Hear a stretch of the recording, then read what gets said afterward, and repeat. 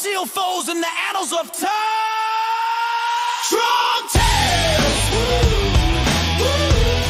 Each day they venture forth creating. Strong tales.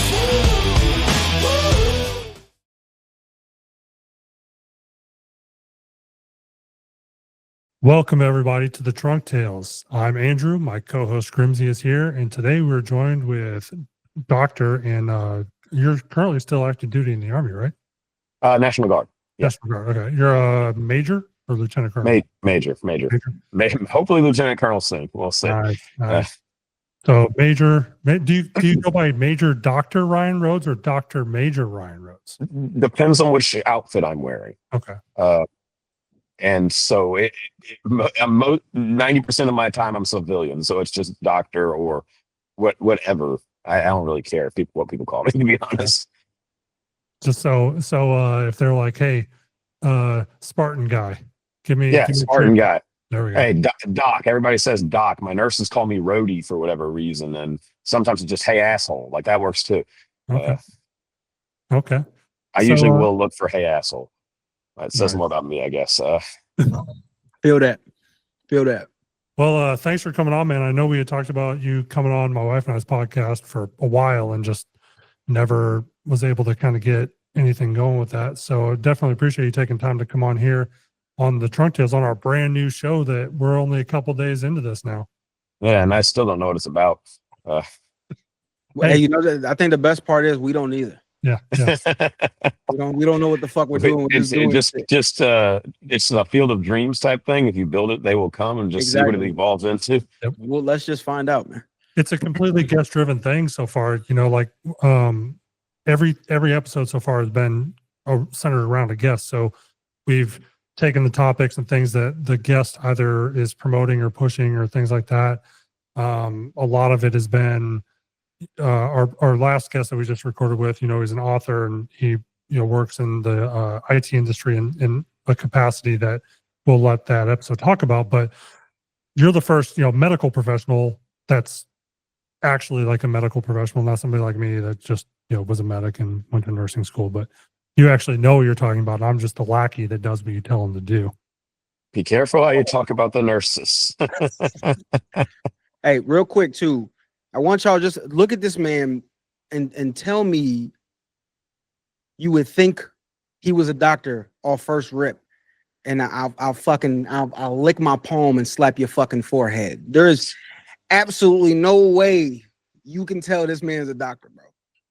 Absolutely not. It depends on what outfit I'm wearing. I'll put on a white coat and I'll probably look more like a doctor, but honestly, I don't even like wearing sleeves. So I would wear a tank top to work if they let me. Like, that'd be funny. You could have the first practice where, casual or gym wear was acceptable as the replacement for scrubs. And this is why you're not in the medical field, Drew. Don't tempt me. This is why you can't fuck with norms like that too much, man. Yep. So yeah, we wanted to bring you on. We want to talk about, we could talk about a little bit of military stuff and talking about medical stuff and sports medicine. You know me. I've got a wide range of topics. I drink and I know things, kind of thing. Yeah. So I guess my first just general shit. How long have you been in the military? I commissioned. So I did a little kind of weird dual enlistment type thing in college, which apparently doesn't count, but I count it. But I commissioned in 2009. So I've actually been in the military longer than I've been a doctor. So that will be, I guess, that was November. So that will be coming up on 16 years now as an officer. That's awesome. I mean, I only did 4 and got out. So,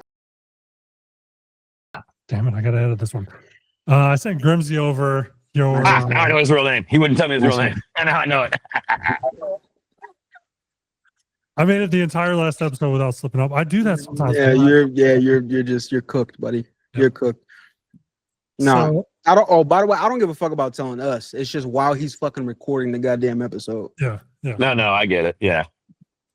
So I sent him over all the information and stuff. There was some stuff in there that actually I didn't even know. But though when I do the one pagers, typically I'll have ChatGPT do it itself because I want to know what it can find on, like, without me actually. Oh, I was putting a about to link say, to how it. did you find? You just asked Chat GPT. Oh Yep. God, this could be Yep. scary.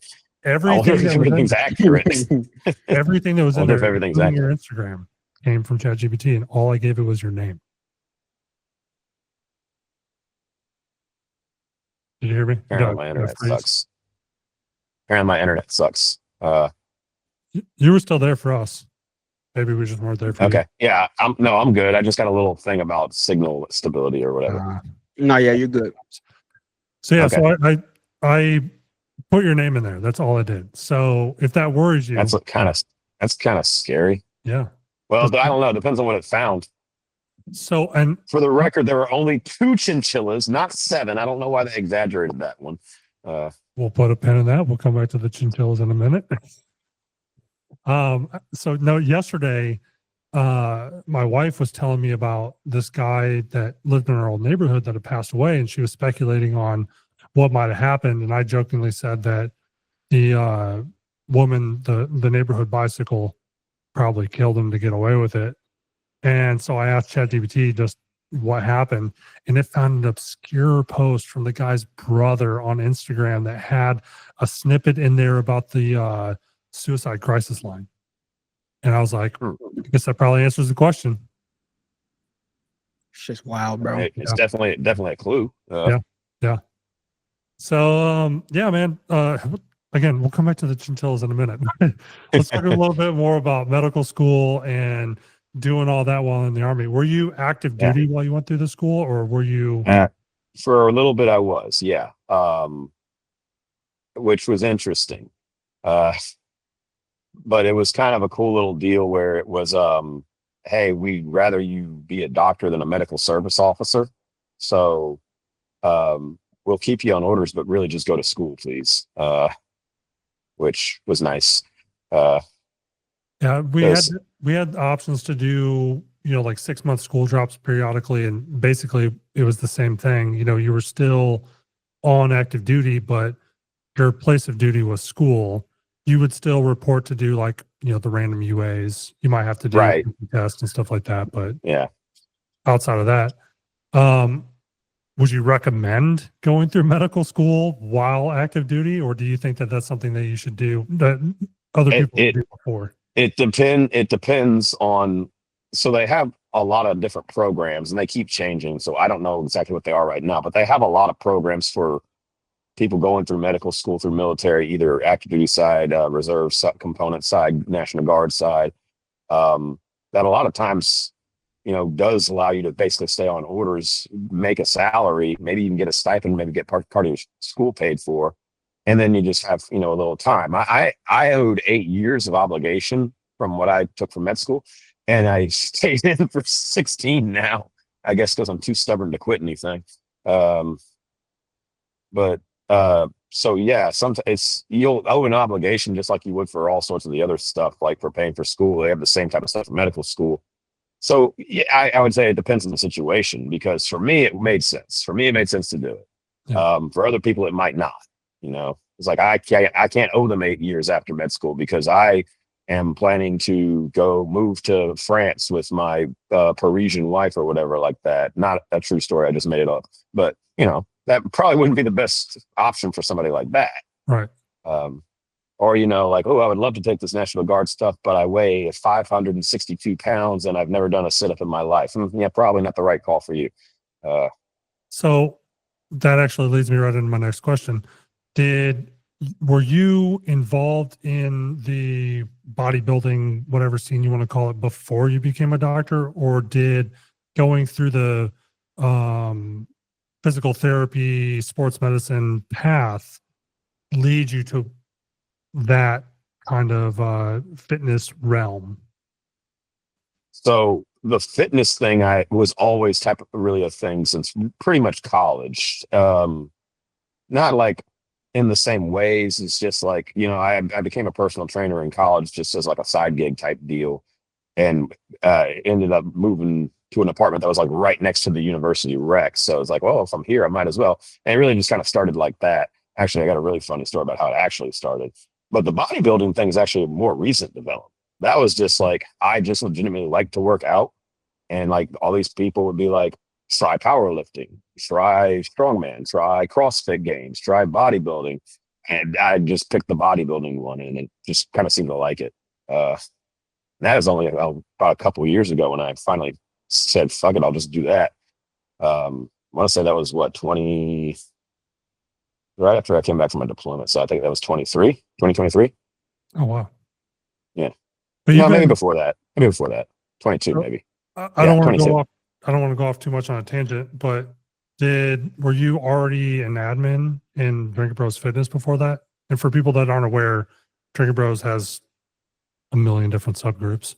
Yeah, they asked me to join that. I think I was in fellowship. So that was before the bodybuilding thing started, but that was when I was like in my sports medicine training, my postdoctoral training. Yeah, that was like 2018, I think, around that time. So kind of smack in the middle of all this, really. So Grimzy and I have both, I mean, he's been back in the gym for longer than I have. He's been posting his fitness journey and holding himself accountable. I've been just doing things and telling people what I've been doing because I don't want people to see really what I look like below the waistline right here. What kind of insights do you think that you gained from your education that changed how you viewed your time in the gym?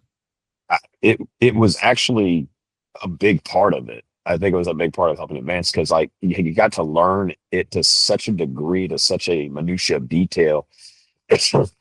Sometimes on the actual molecular level and how everything integrates and how everything works. And then this is just kind of how my brain works. I can integrate all of these different things that I've been knowing. So knowing how to train and knowing specific exercise types. Now in my head, it's not just I'm moving my arm. It's I'm engaging both my pectoralis major and pectoralis minor and going with an active abduction across the midline, because I know across the midline contracts all heads of the fibers, which is just weird things to say out loud. And I just rattle that shit off when everybody else would be like, fucking, you're moving your arm in like this. And like, well, now I'm thinking of it in like 8 different levels of unnecessary detail.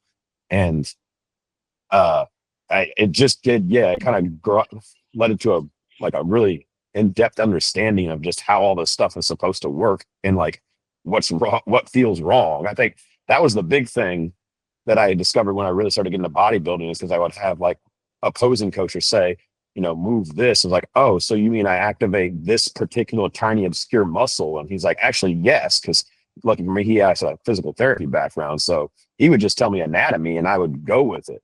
So I went in knowing absolutely nothing about how to do fucking posing to actually catching on pretty quick because he could explain it to me in those terms. Obviously there's that like big fucking debate within fitness, right? Where you have the science-based guys and then you have like your traditional bodybuilding type lifters. So what did you think? You think you kind of put a little bit of traditional with a little bit of science-based kind of medical and kind of created your own thing? I was actually just talking to somebody about this the other day. They're both right, or they both can be right, I should say, because science is theory, right? We see this in other areas of science, not just fitness or medicine too. You can say something works in theory, but it might not work in practice. So I love the science-based stuff of it because you can get really nerdy and into the nitty-gritty details. But we see this in medicine instead of out just exercise science too. You're doing things in a controlled environment in a clinical study or a double-blind meta-analysis or something like that, and you'll get these results, but these results are in a controlled environment. They're in a vacuum, and they might not necessarily translate to real world and other factors and variables that maybe weren't accounted for into some science-based study. Now, it's a great tool to kind of give you an idea into what you can go with. Like the big thing that has come out lately is the lengthened partial reps. Like we know that stimulates the most hypertrophy. Well, yeah, it does, but can you always do that? Is that always a practical thing to do? Like if you're actually, I'm going to go to the gym and only do lengthened partials. Well, that's still going to be fucking boring. So what did the bros say? The bros say do a little bit of everything. And the bros are probably right. So yeah, you can use the science part to spark your curiosity or learn nitty gritty details that might help you develop later on. But people figured this shit out long before we had fucking DNA testing and shit to actually go off of some of these things, or EMG testing on this stuff. Like fucking Frank Zane was looking like a Greek god before we even knew what fucking friend was. So like there's something to say about like, yeah, the old school ways or maybe the bro ways or whatever you call them, they don't always get it wrong. A lot of times they get it right. So you got to have a good mix of both. Like the science-based guys and the bro guys, like have a nice little Venn diagram where they kind of meet in the middle or something like that. But do you think genetics play a big part in that though, right? Because we can talk about the bro guys, right? The super traditional fitness guys that did it very traditionally, right? And they look fucking just ridiculous jacked. How much do you think genetics play a role in that though?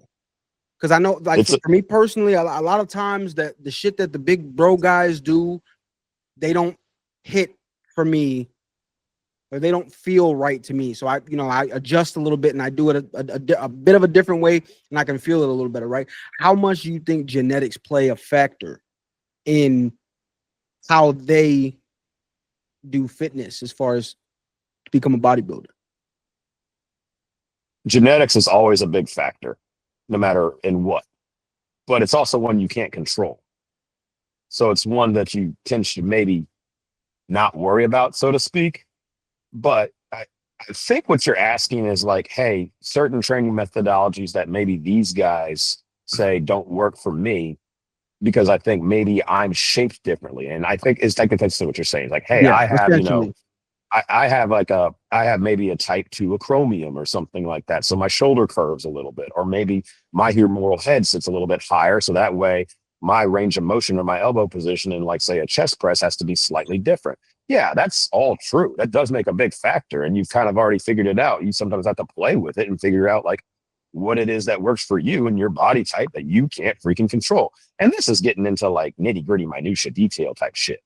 Like exercise is exercise. Like even if you do it wrong, you're still doing it better than the person not doing it. Most definitely. So sometimes like if you're talking about like when we talk about all these cool like little refining things like in bodybuilding, like, oh, I want this deep stretch or I want this many sets for optimum. Like, okay, great. In a competitive setting, when that's your sport, you need to worry about that. If you're not, who gives a fuck? Like, honestly, hey, that guy, he didn't squat all the way below parallel. Is he a power lifter? No. Is he a bodybuilder trying for maximum hypertrophy of his quadriceps? No. Then why do you fucking care? It doesn't matter. He's still doing something. Like, so maybe short answer is you might be overthinking it over there, because I don't know if you're training to be a bodybuilder or not, or just absolutely to be fit. not. Absolutely not. And I guess and you might be overthinking it. It doesn't fucking matter. Like I had somebody ask me that, like, hey, what's the best chest exercise? The one you'll do.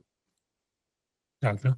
I guess that's the difference, right? I guess that's a big piece that plays into it. Is a lot of people get into working out and lifting, and they see, the big guys that are fucking doing this for a living and thinking it has to be this way. You know what I'm saying? This is how I have to do it.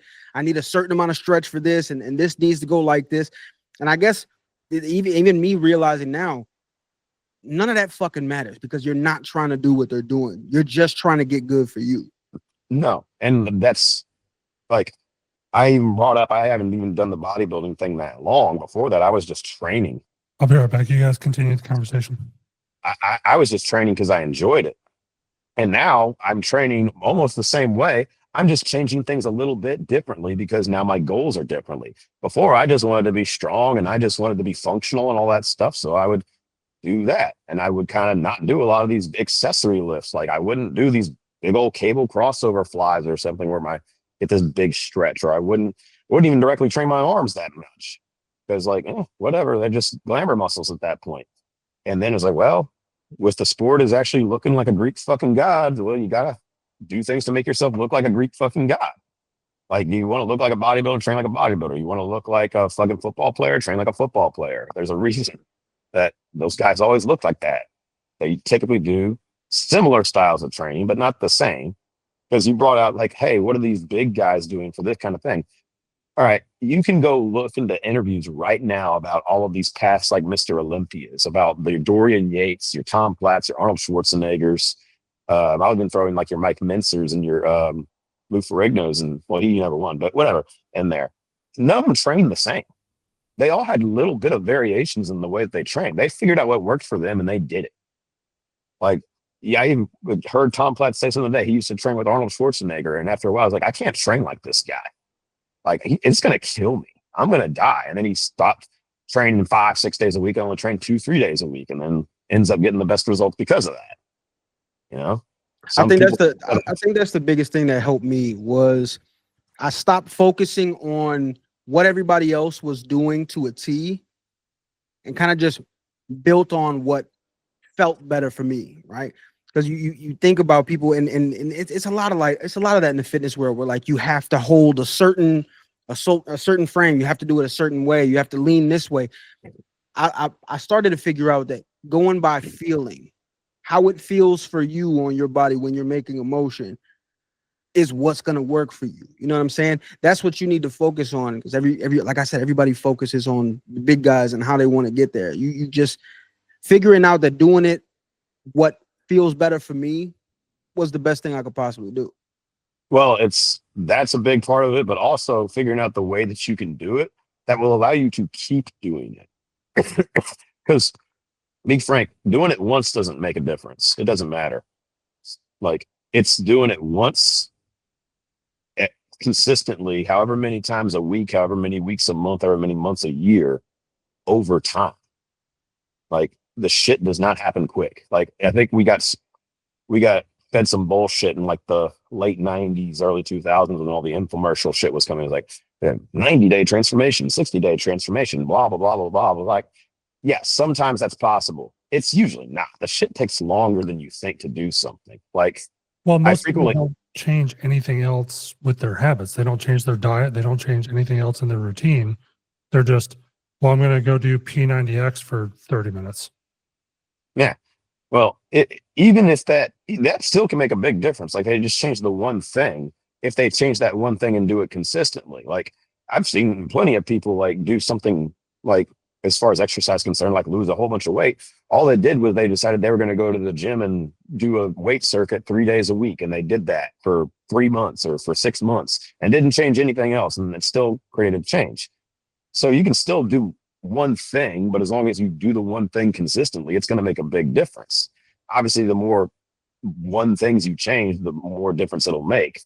But yeah, you're right. A lot of people, like, was just talking to some dude about this the other day when a dude got started on TRT and wondered why he was still fat and why he didn't look like he was jacked anymore, or like he was ever jacked, because he just injected himself with testosterone. He didn't do anything else. Yep. So of course nothing else changed. So in that same vein, I obviously don't know what you guys talked about while I had to step away, but what do you think the like minimum threshold for being consistent? Because obviously, you know, if you're only going 1 day a week, you're probably not going to see any difference or any change. Like, do you think it depends on what you're doing with that 1 day?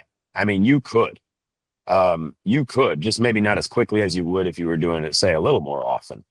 But I mean, I said this in a talk that I gave to the community a couple of times ago. They said, like, how many times a day a week? Whatever you want, as long as you stick with it. Because now we're not just talking to like one guy who has a specific goal. I'm just talking in general to anybody who wants to do it for fucking health. If all you do is 1 day a week, that's still more than you were doing before. So that's still going to help.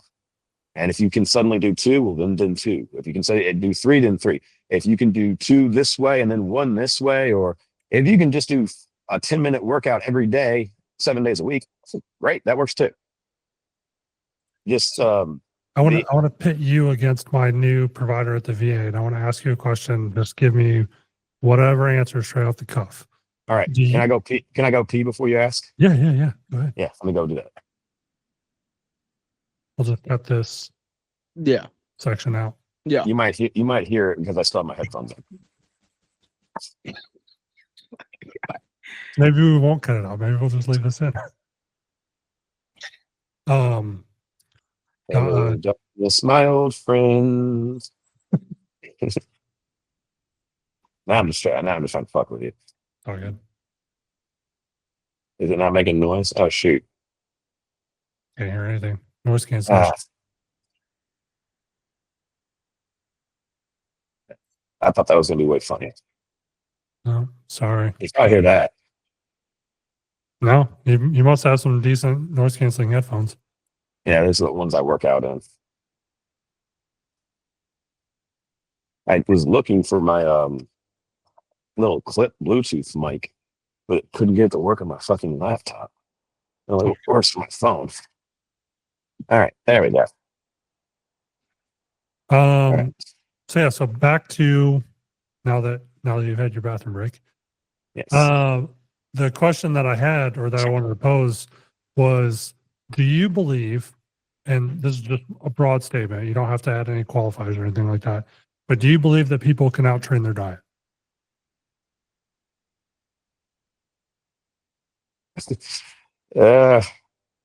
Short answer, no. Okay. Long answer is it depends on a lot of factors. But pretty much always no. And the only reason I'm saying it depends is because you know how many college athletes that I've seen who were elite physical condition, looked amazing, ate like absolute assholes. Yeah, okay, they outtrained their diet, but they were also genetically gifted 18 to 20-year-olds who were burning 10,000 calories a day by slamming into people for their sport. So Right. unless you're that guy, you probably are not going to be able to outtrain your diet. So I was just like an offhanded comment or something like that. I was joking. This is the first time I'd ever met this provider before, brand new. And he had said something to me, and I was like, yeah, I know I can't out-train my diet anymore like I used to. Because like when I was in the Army, dude, I would go buy like a Little Caesars pizza, eat the entire thing, run a 5-miler the next fucking morning, and I never put on any weight. And she was like, that doesn't happen. Nobody can do that. And I was like, okay. Most of the Army can do that, but again, like, what are you doing in a lot of the Army? You required PT every single day, and how old are a lot of these people? How old were you? You were probably in your early 20s at the oldest, huh? Yep. Yeah, it's a little bit different when you're like when And, you're and I was all full of fully piss and admitting, vinegar like that. yeah, I was fully admitting that, like, yeah, I probably should change some things because and it's not even that I eat poorly or ate poorly prior to that. But it was that I overeat, and it was like, I'd stay up a lot later than the rest of my family. So stuff from dinner might still be out, and I'll go like start picking it up. And here I am making a whole nother bowl or plate of something at like 11 p.m. And, things like that. Like it was never really like unhealthy. It's just too much all the time. It was habits. That's what it was. Habits. Yeah. That's what it sounds like. Yeah. So now, I mean, a lot of that has definitely changed for me in the last month or so. But yeah, like the thing that I also kind of wanted to steer this into is the kids, right? Like our kids that are in sports and cheerleading and things like that. Do you think at that age, diet matters as much? Is it more make sure they eat enough, or is it watch what they eat and get them playing sports and outside? No, at that age, they have all the flexibility in the world. Let them eat what they want to eat. By all means, encourage the healthy stuff, encourage them to eat the vegetables and encourage them to, like, if they're going to do sports, make sure they get enough protein. But at that age, they're going to get enough as long as they're just eating enough, basically. Like Right. if they want to, if they're teenagers and they want to have like a whey protein supplement for after working out, cool. That's fine. But I wouldn't go anything beyond that. Like at that age, don't worry about like counting calories or whatever like that. They're going to get enough, or they're not going to get enough, and then they're going to get hungry and they're going to eat more. Like that's the happy years where you can just kind of coast and do what you want. And that's what you should do in those years. Yeah, ours, for the most part, they eat pretty good. But the problem that we run into right now with a couple of them specifically revolves around giving them all of their options at once. So like the full plate that has everything on it, they always want to eat what they like first, and then what they don't like. Now, oh, I'm full. Yeah. So that's why I brought up that question. I wondered, because you see How kids- old? yeah, like where do you think that transition is? That like No, maybe- how old are your kids that you're saying, if you feel comfortable saying? You can 9, give a age range because that Yeah. matters. 9, 11, 13, and 15. Okay. Is it more the younger ones that are doing the whole? Yeah. Yeah, figured as much. Yeah. Yeah. That just kind of changes. It's kind of hard to fight that. You just kind of have to let them eat what they eat. Like even my kids are like that. Like the freaking 6-year-old, they will only eat like cheese and Uncrustables and yogurt basically. Yeah. You and maybe like a microwave pizza or something like that. Like he won't touch vegetables. Whatever, he will eventually. He's not. He's still getting bigger. He's not dying of malnutrition or anything like that. Like, Yeah. So there's a there's a kid on one of the youngest. Like they had so many kids sign up for Pop Warner, they spun it off into 2 teams. His team specifically has like a gold and a black version, and they have one player on the other team that all the kids call the wall because of how big he is. This is like a 9-year-old kid that weighs like 180, 200 pounds. Jesus. Yeah. And like, what would you recommend for that kind of kid? Like, is it just, does he need to make lifestyle changes, or is playing football enough? Well, without knowing what his actual height to weight and ratio is and all that other stuff, what he is on the percentage, I can't say for certain. But what you usually just tell something like that, a kid like that, is to start exercising. So yes, playing football or playing sports is what you would tell a kid like that. Yeah. And they might just be a genetically big kid. That's what I said, without knowing what height to weight ratio, what he is on the growth chart, what his parents look like, or his parents like massive human beings. Like, okay, I know this, a friend of mine, he's a 6'7" gargantuan human being. And he's the shortest one in his family. Wow. So all of his brothers are taller than he is. Like, and this dude is just this guy, like just walking around like a freaking redwood tree, and he's the runt of the litter. So sometimes kids are just big. Like sometimes they're just big like that. But for like an overweight kid, yeah, the first thing you're going to want to do is get them to exercise. Because trust me, you're not going to change a kid's diet. If they've got the food available that they want to eat, they're going to eat it. And you're not going to stop that. The only way you stop that is just don't have it. Right. They don't have the option. And then you're depriving the kid when they go and talk to their friends, and like their friends get to eat ice cream or whatever like that. And they're like, why don't I have ice cream? Like, you can get into the whole child psychology about why that's bad, whatever. But that's honestly a little outside my lane. Yeah, but for 99 times out of 100, if you got an overweight kid that needs to lose weight, you just have them exercise. You have them go do something. Ideally, something they enjoy doing, so that they will continue to do it. And that's where the big kicker comes in. Is like, that's why I think you should introduce your kids to sports at an early age, a lot of them, and hopefully they find one they like. Because I'm not saying every single kid has to go on to be a college athlete, but it's just good for them, like in general. Especially starting habits, like good habits at an early age like that. Yeah. Grimzy, did you play any sports growing up?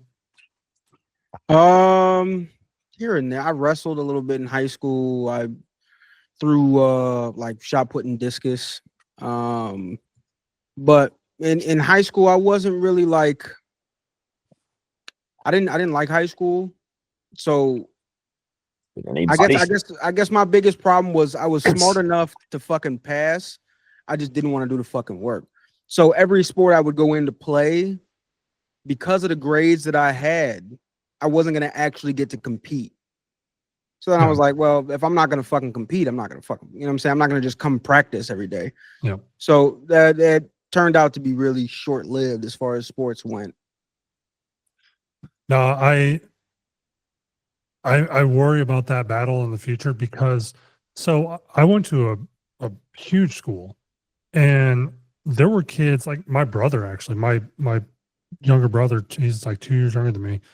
Rather than staying at the large school and competing in track and other sports to try and get a scholarship somewhere, he transferred to a small school that he could be the standout athlete.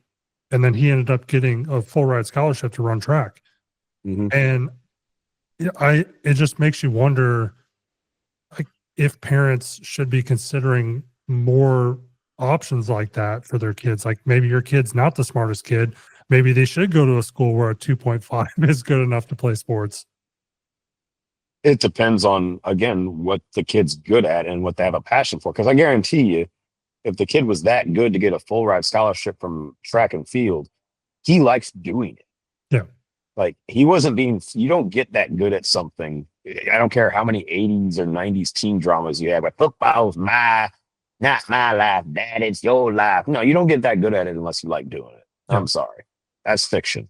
So that's what I feel like should be the actual advice, is like, encourage the things you kids are good at and like to do. And if that's sports, by all means, like, support that, because that could be, like you just pointed out, a ticket to something big, something huge.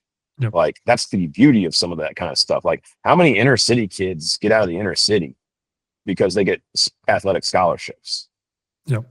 I've seen more than I can, like, I've heard the stories from the athletes, like, working with the teams. I hear the stories firsthand. Like, this is the route out for a lot of these people. And and it has rippling effects too. It doesn't just affect that one guy, it affects that one guy's family and that family's community that's all around them and everything like that. It has a ripple effect. And, it doesn't always work out. Sometimes you might be a good football player or basketball player, whatever, but you're still a shithead. Yeah. So, but most of the time it does. Most of the time it's genuinely positive. And you don't have to be the superstar all pro. You can just be the guy who made the league minimum for 4 years and then retired. You made a 6-figure salary for 4 years. Right. That's life-changing for a lot of people. Right.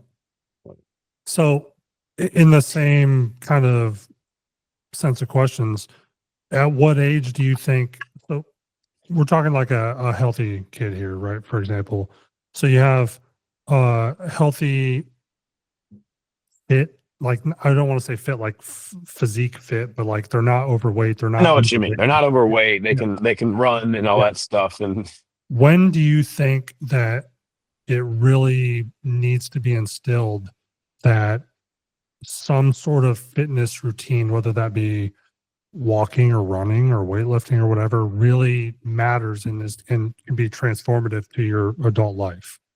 as young as possible. And by that, I don't mean like get them started doing it as young as possible, but let them know or see that that's as young as possible. And usually that just comes from your example as a parent. And this is just one of the things I would actually motivate the shit out of me was when my first kid was born. Mm-hmm. So it's like, now I'm not just working out for me. And, so my wife wants to touch me every now and then. I have actually another human life that I'm responsible for. Yep. So that was hugely motivating for me. But like from the grade, both my kids, they see me work out and they know this is a thing that people should be doing. Yeah. They might not even know why. They just see me doing it and they like, this is what my father figure male role model is doing. This is probably what people should be doing. And then they become interested. Then they're like, I want to do a workout. Let's do a workout together, Dad. Daddy, I bet you I can beat you in a race. Hey, Daddy, let's wrestle. Hey, Daddy, let's go play football in the backyard. Let's go throw a baseball in the backyard. They don't even know that it's a good idea, but they know it's a good idea. Or let me say that again. They don't know why it's a good idea, but now they know it's a good idea. Yeah. And when they get older and their brains are more developed and they can actually understand why it's a good idea, they knew it was before they knew why. And that's kind of what I guess that's my answer. As young as possible, let them see that that's a healthy habit. Yep. I was actually going to ask Grimzy a question, but he just muted his mic. My bad. Go ahead. I got fucking cats, dogs, boxes, all types of shit going on behind me. And a hookah. Yeah. And hookah. Yeah. That too. When did you first get interested? Like, were you interested in fitness and things when you were playing sports, or did it take, something to happen that you wanted to get back into shape? No, I wasn't into shit. Honestly, most of my fucking life, I was a quit. I talked about this in the One's Ready podcast I did. I was a quitter my whole life, bro. I was a quitter. I wanted to kick it. I wanted to fucking smoke and drink with friends and fucking bullshit. You know, I was just fat as fuck for most of my whole life. And I quit everything I did, bro. I quit everything. And then I think one day I just woke up and I looked in the mirror and I was like, I hate the motherfucker I'm looking at. And I don't see this heading in a good direction. I don't see the amount of hatred that I hold for the person I'm looking at heading to a good place. And I guess it was like that one final straw of you're either gonna fix it or you'll never come back from this. I saw actually we just talked about this show in the last episode that we recorded. But if Ryan, I'm sure you know he is Grimzy. Do you know who Ethan Suplee is? Yeah. Ethan Suplee. He was No. the big guy. Actor. Yeah. American big guy. History X. Remember the Titans. Lou Oh Lastik. yeah. Lou Lastik, yeah. So he had a cameo in Dark Wolf, and it's kind of a funny cameo because they killed him off right away. Sorry for spoiling that for people. But I pointed out, I was like, to my wife, I was like, hey, it's that guy. And I like couldn't remember his name for a second. So I Googled him. I was like, Butterfly Effect, whatever, all the other things that he's been in. And she was like, why is he famous? And I was like, the dude lost like 300 pounds. It's crazy the transformation that he went through. So I mean, it's not impossible. He probably doesn't look the way that he wishes he did because he's got all the extra skin and tissue and stuff like that. But I mean, I think that's real. It's subjective, right? Because you have guys that look amazing, fucking muscular, they're fit, they got the V cut, and they still fucking aren't happy with how they look, right? Can confirm. And see, that's I think that's something you'll never get away from. And I had to learn that quickly when I started getting into the gym and doing the gym shit. You'll never be happy. It doesn't matter. You could be fucking Greek god fucking status. You could be fat as shit. You could be somewhere in the middle. You're never gonna be happy with how you look. I think that's a good thing though. I think as long as it's not to an unhealthy level to where you're going to extremes to get to an unrealistic fucking situation. But I don't think you should ever get complacent in how you look. There's always that next thing. You know what I'm saying? That part's true, but we joke about it all the time. We all in like the community. It's like body dysmorphia is a bitch, but it's a real thing. Like you can warp your brain by being just too nitpicky and all this other shit. I know I'm 100% guilty of it. Like you just get into the space and then you start to think, man, oh, this could be a little better, or I could get this to look a little bit tighter, or this to look a little bit whatever like that. And then it fucks with you. It really does fuck with your brain. And yeah, you're right. Some people get to a really bad level where they do some crazy shit to try to fix it. And a lot of times you just need to get the reality slapped back into you. It's just like, dude, just stop. Like I feel bad sometimes because the 15-year-old comes to the gym with me pretty frequently. I mean, at a minimum, he's in the gym with me at least twice a week. But we do other stuff too. Like we play basketball at the park. We do a bunch of other stuff. But when we're at the gym, I can outlift him in literally everything. And it's obviously he's only 15. He's only been doing this for a little bit. I'm not saying that I'm the strongest guy in the world, but I'm the kind of person that I talk shit to and about myself to motivate myself.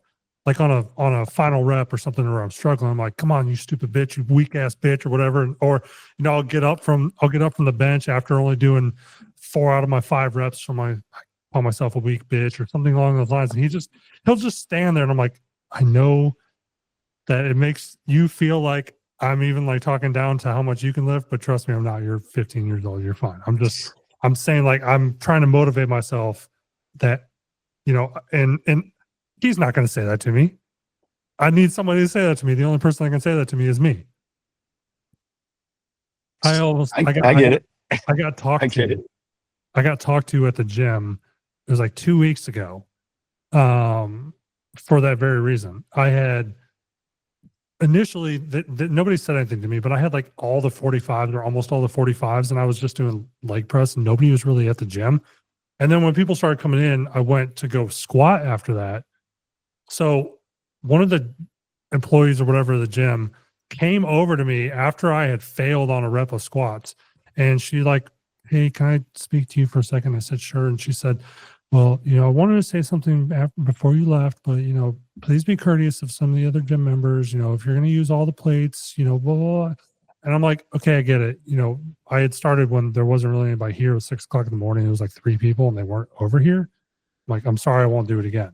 And then she was like, but also the old lady that was with the trainer next to you, she didn't really appreciate the language that you were using. And I was like, okay, fine. I won't talk shit to myself. It wasn't like I was saying it to anybody else in the gym. And I had joked about this. I made a post on social media and I was like, man, for being the greatest generation, they really have gotten soft. And I was joking, but really, I called myself a weak bitch. Why would you be offended by that?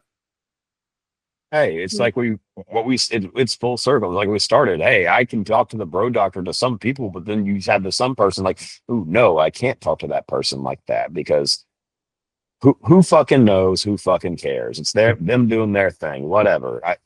And sorry to be devil's advocate, man, but it was a public gym. Yeah. Like if you were saying that shit in a library, they'd probably throw you out. Yeah. So like, I don't disagree. Like I know people who do the same type of thing, but like when you're in a public gym, you're in a public gym and there are other people around. Yeah. The way that I viewed it though, and of course, I have my headphones in too. So I don't know like how. Yeah. You can't hear yourself. Yeah. But the way that I viewed it is I could either like get down on myself and feel like legitimately actually feel bad or sorry for myself that I'm not where I was just a couple of years ago, or I can be the one motivating myself by motivating myself the way that works, or works for me specifically. And, that kind of leads me like, what things would motivate you guys in those kind of scenarios? So motivation is fleeting. Discipline is what you need to have consistently. And you'll hear people see the same thing over and over. Now, not to say motivation's bad, but you're not going to have the equal amounts of motivation every single day. So relying on it is a fool's errand, basically. Now, I like to do things where I have long-term motivations, not just the short term, maybe like I put this much on the bar and I want to get 10 reps, and 10 reps is what I get. And I only get 9 and I'm pissed off. And because I get pissed off, the next set I get 12. Yep. So that's the short-term motivation. And you can use whatever method you want. Yours is fine. Curse yourself out, call yourself a weak little bitch. I look at shit and I do the Ronnie Coleman thing where I'm like, hey, wait, man, this is nothing. Like that kind of shit.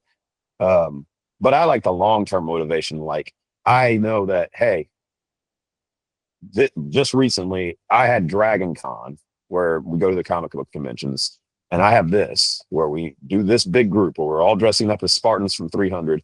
And this year I was the king. I was Leonidas for that group. I knew that date was coming. That was my long-term motivation. Like, hey, what am I doing all this shit for? Why am I like inconveniencing the shit out of myself? Why am I avoiding alcohol? Why am I not eating sweet treats? Because that's coming up. So that's a long-term motivation. Now that came and went, and now I'm eating like an asshole. I had donuts for breakfast this morning. I'm gonna have one giant ass ribeye for dinner tonight. I'll chill on that in a little bit, but I'm enjoying myself right now. But that I picked a long-term motivation. My next long-term motivation, I don't know. Maybe I'll do another bodybuilding show next year. I'll pick something like that. But I tell you what, I'm still gonna go to the gym every day, and that short-term motivation is gonna be that weight. I want 1 more rep, or I want 10 more pounds on that bitch. And if you don't get it, whatever, you still have the same motivation to try it again next time. Yeah, so I don't know if that's what you were asking about, but like me personally, motivation isn't really a factor. It's kind of like, it's kind of like what he was just talking about. It's discipline does it, because out of the 5 days a week I go to the gym, probably 4 of them I don't want to go. Right? I used to hang on motivation, and that's why I would fucking fail most of the time, right? So for me, it's not about motivation at all. It's about the fact that I do this shit these days every fucking week, no matter what, with rain, sleet, fucking whatever, whether I want to go, don't want to go, I have to go. There's no other fucking point to it. Discipline is really what did it for me. And I found that there's days where I go and I have zero motivation, and it's probably the shittiest, weakest fucking workout I've ever had in my life, which is fine because I still went. Or there's days where my motivation is shit and I have a better fucking lifting day than on days when I am motivated to go, right? So, and I wouldn't have that if I focused all on motivation. Yeah. Motivation shouldn't be your drive. You have to work towards building discipline. Like, you know, especially for me in these last times, because it's like, you got to think. So I work full time and then I have to make content, right? So now I'm in a position where I have very limited time. And a normal person with no discipline is just going to be like, fuck it. You know what I'm saying? I don't have time today. Can't do it. And especially if you don't have the motivation to go. So when you build discipline behind it, you find time to go, and you have to go, whether you feel like shit or you feel fucking amazing. It has to happen. So I've learned, you know, just like we were just talking about, motivation really don't have nothing to do with it. Your motivation doesn't mean shit, really. It's Well, your about motive, discipline. you can use your motivation. Absolutely. You can have motivation as a tool. Absolutely. But like what you happens said, when you don't it's have not- it? That's you can't rely on it. That's what that's what we were saying. So it's a good tool to use, but you even said it, like it's you go even when you don't want to, even if it's most days. And the reason you go is because you know it's good. You know it's a good thing for you. And I use the reference all the time. It's like, hey, do you brush your teeth every day? Sometimes people say no, but let's say you brush your teeth every day, right? Well, why do you brush your teeth every day? Well, because you know it keeps your teeth healthy. Okay. Do you always like feel like consciously say I have to go brush my teeth? No, you just kind of do it out of habit, right? It should be the same with whatever fitness or exercise routine you have. Because then, like you were saying, it becomes so part of a routine. You're so disciplined in doing it. It's so ingrained that even if you don't want to go 4 times out of 5, you still do. And you're getting just as good of benefits from going when you don't want to go as if you go when you do want to go. It's fair. Absolutely. So, yeah, Absolutely. you figured it out.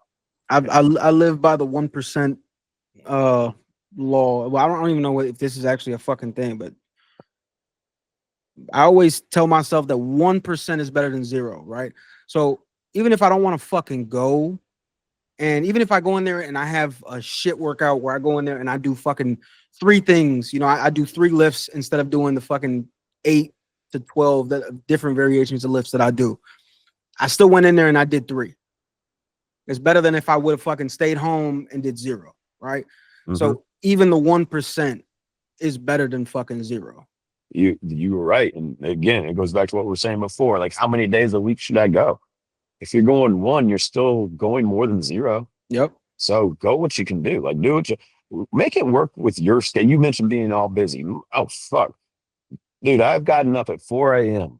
to go to the gym since my fellowship year, because once the whole medicine thing and then the dad and the family thing started, that's the only time I could go. It's still the only time I can go most of the time. So I still do it. I still wake up at 4 and I'm in the gym by no later than 5, and I'm done before the rest of the house wakes up. And I don't like it. I would much rather sleep, but that's the time that I can go. I'd much rather That's go it. after work, but that just ain't going to happen. Like, The only reason that Cooper and I don't go earlier than we currently do, because we cut it close on him being able to get back home, shower, get ready for school, and then we have to drive him an hour to school. God damn. Yeah. And that's not an hour because of distance, it's an hour because of traffic. Yeah. So because that time is cut close, like I've looked at it so many times where I don't want to buy the 24/7 access. I'm like, man, if we could just, like, perfect example, we didn't go today and the regular access closed at 3 Eastern time where I am right now. So I can't even go today at all. But I wanted to, but I had stuff to do this morning and I don't have 24/7 access. So now I'm probably going to use the treadmill. We're going to go to the park. I'm going to find something else to do, but it's not what I wanted to do. So sometimes it's like that. Like something that I changed a lot this year for my training, and part of it was because I joined a gym with a lot more equipment, was I didn't force anything. Like I have, shocker from being in the army, probably a very shit back. Like I've had X-rays, diagnosis, and all these things. I got 3 spondylolisthesis. Like my L5S1 is basically gone. It's not there anymore. So, but I can live with it, right? I can still do all. It still functions fine. But there's days when it's not happy, and sometimes those days are the leg days where I want to go do the heavy squat or do the heavy deadlift, but that would probably fuck me up right now. Mm-hmm. So I go to these machines that can do a lot of the work for me, and I work my legs with those instead. Sometimes makes you feel like an old man, so I just put a lower weight on it and I feel better. But yeah, I changed that up. Like I wouldn't force anything. It's just that, like I got a football game in the background right now, and I thought of this the other day. You hear about these quarterbacks saying they take what the defense gives you. When you start to get to be an aging lifter, sometimes you got to take what your body gives you on that day. Like you can't do, like I used to deadlift and squat twice a week. Wow. It was some of my favorite shit to do, but man, it does that wear you down. That'll smoke you. So can't do that anymore. I would love to because it's fun, but can't do that anymore. There's nothing more fun than pulling a shitload of weight and just looking at the stack on both sides and be like, yeah, I fucking did that. The last time I did that too was when my kids were working out in the garage with me.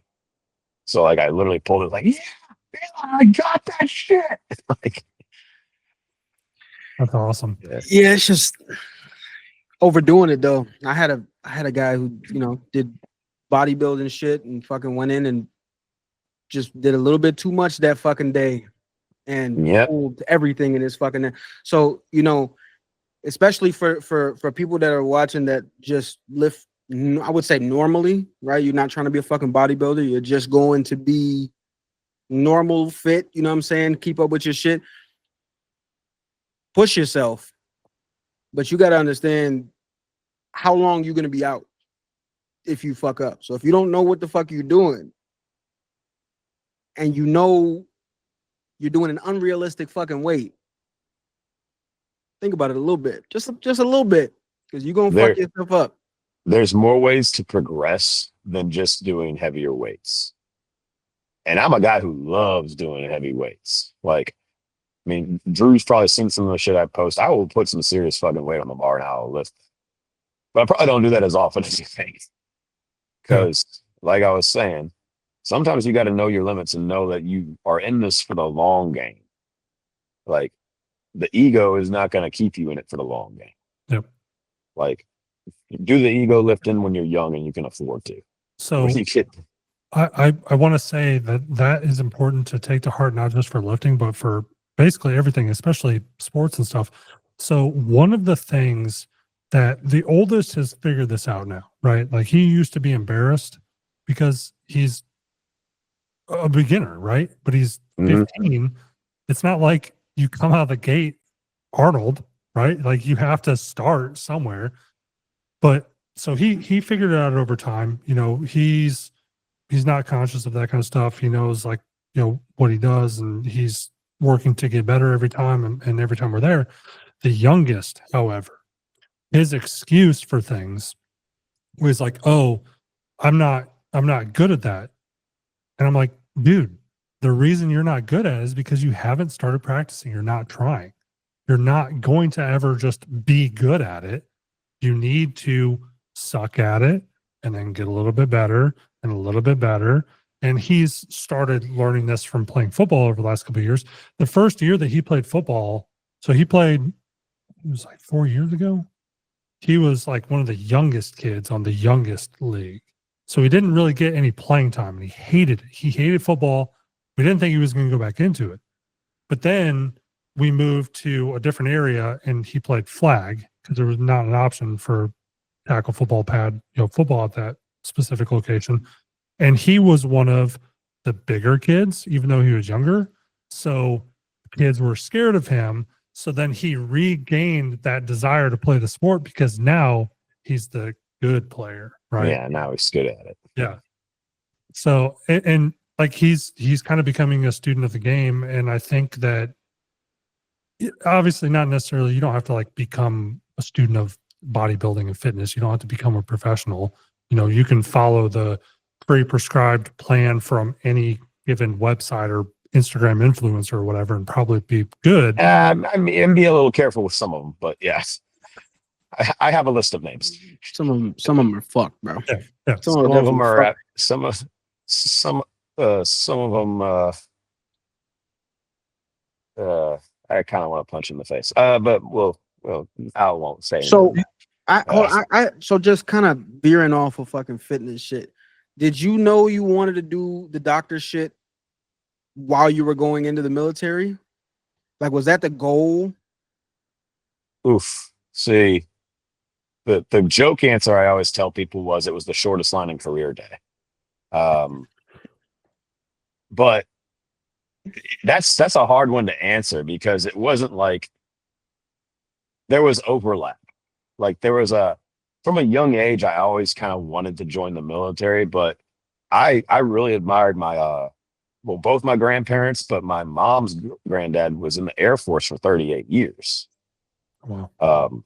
And he always he was really into military history, kind of got me into that kind of stuff as well. So we would watch things together. He took me to an air show, my first air show.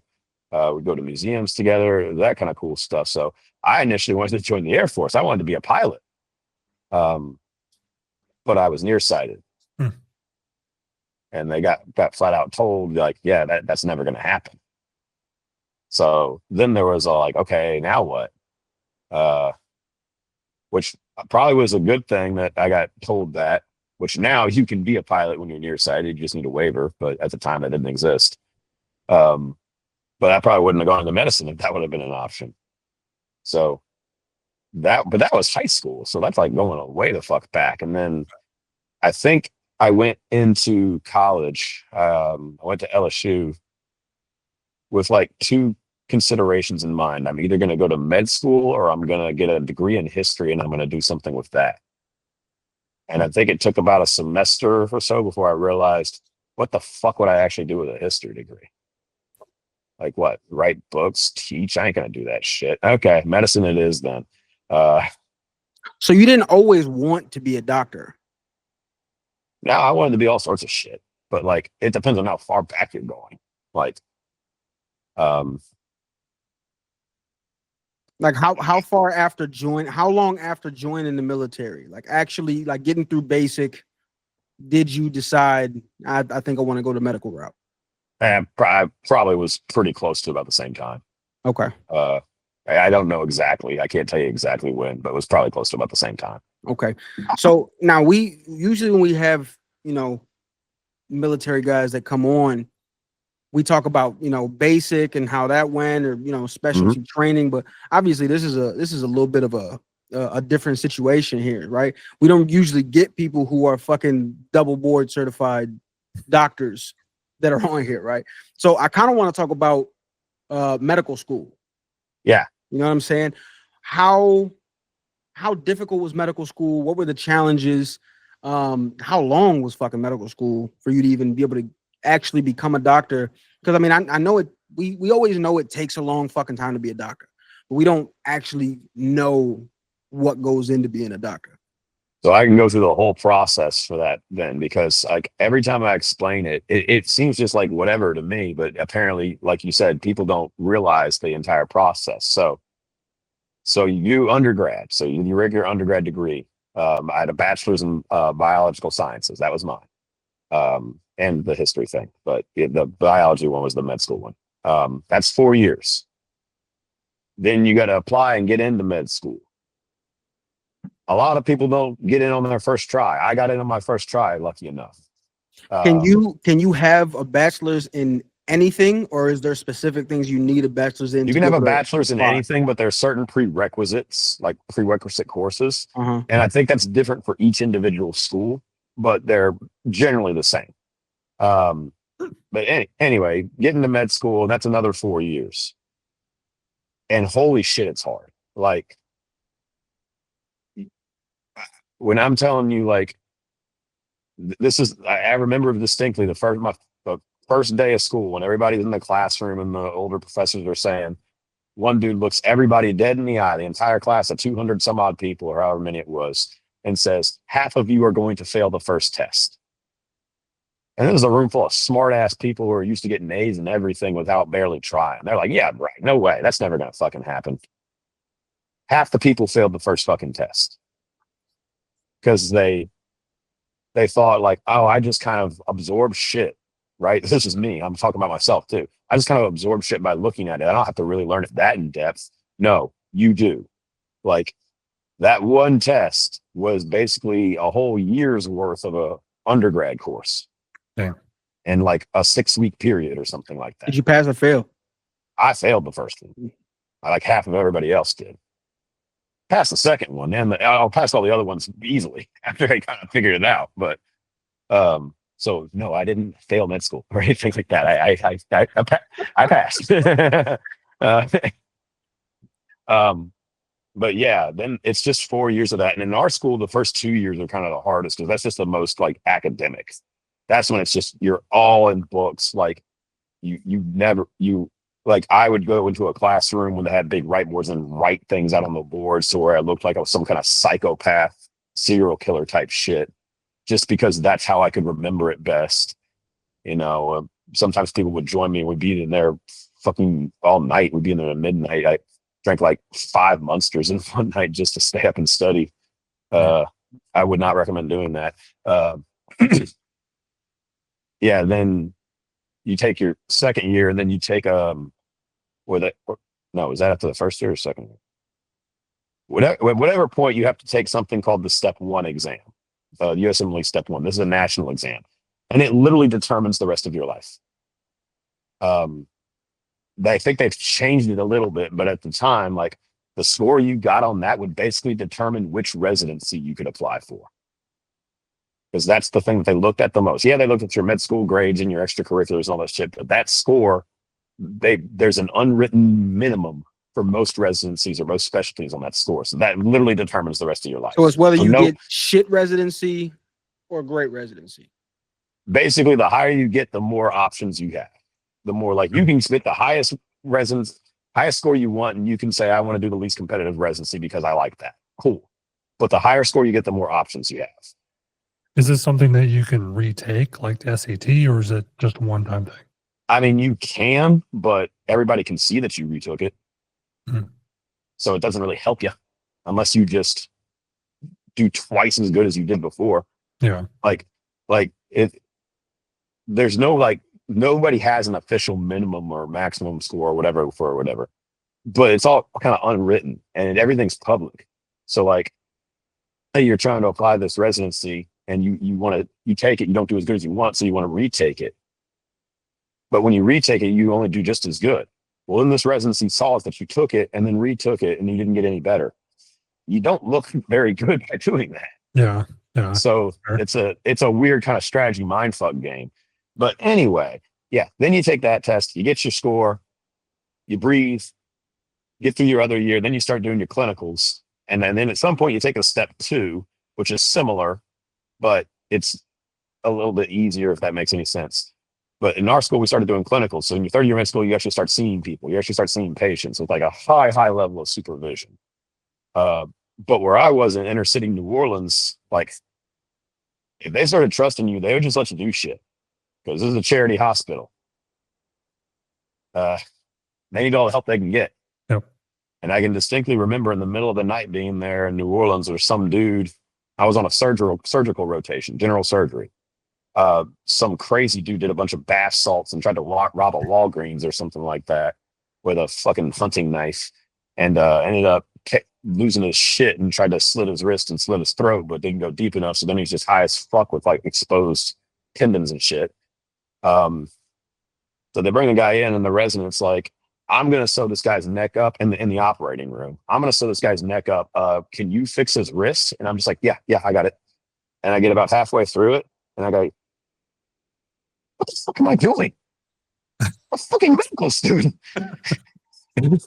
That's awesome. I mean, that's a good way to have like that crash course of learning, assuming you do it correctly and you're not about to, ruin somebody's life or do other harm to their body. But we had, Yeah, it was a good way for me to learn. Let's just say that much. I Like feel you like just kind of those sink or swim moments are the best kind of moments, right? And not only is it the best kind of moment for you personally, but the best kind of moment for your career in that aspect. Because if they can see you jump straight in and not really have any fear, and just it's almost like they can see the second nature in you. You know what I'm saying? You can't teach that kind of shit. You can't teach and somebody you how to also jump into something. but trust me, you're also not born with it. Like, because like I said, you had to get to the point where they would maybe trust you to do something like that. 100%. That was not the first few days, like you were talking about. No, Drew, like, yeah, you have to suck at 100%. something and get We're better at it. Yeah, we're not talking. Like, We're not talking Joe Schmo off the street, right? We're talking about in this field at this point. yeah, and some people are just naturals. I'll grant them that, but that is not the majority. so Like, both when I was in school and when I was working in an emergency department I was working as a medic in an emergency department. And so a lot of times I would be the preceptor for new EMS students, both EMTB and paramedic students. is this Army? No, this was after. Okay, it's after. Okay. This is in Northern Indiana when I was in nursing school while working as a paramedic. But I was shocked both when I was in school and going through my clinical rotations and when I was precepting other paramedic students and EMT students, how many times because we had to go in and ask permission, right? Like, hey, I have a student. Do you mind if they come in? Do you mind if they actually perform whatever I'm going to do to you, or like things like that? And I can only think of maybe a handful of times that the patient said no, which still to this day blows my mind. Like myself, if you come and ask me that question, I'm like, no, I want the guy that knows what he's doing. I don't want the fucking student. Well, you know what? I've done the same with medical students and everything else, and now I'm well into my practice. And it's the same. Most patients don't have a problem with it, but you will get the occasional guys like, "Oh no, doc, I want you to do it. I want somebody who's never done this. Is not the first time they've done this before, or anything like that." Like, I get it. That's fine. I mean, like, you're well within your rights to say that. Yep. But like you said, most people don't have a problem with it. Yep. I remember when I did my intubations, I went to oral surgery for my intubations. I think we had to do like 5 or 10, or I can't remember I think it was 10. And I got there and I didn't know what the surgical schedule was for that hospital for that specific day. They were all pediatric oral surgery. So I had to do all nasal intubations. And that wasn't even something like we were taught. And the anesthesiologist was just like, "This is what you do. Here you go." And I did it. And he was like, "Good job." And I was like, the whole time, just, am I really supposed to be doing this? Is this allowed? This is like a 6-year-old kid that I could have just fucked up. Is there ever been like a patient that's like really stuck with you for just something crazy? And I have a story that I can tell you, but I want to know if there's like something, and it could be, in the Army, in your practice, in school, just one patient that's really stuck with you for some reason. Well, a lot, but it depends on in what way, like in what you mean. Like, I guess because my story is more related to trauma. So anything trauma-wise? like the actual physical medical trauma, or just yeah.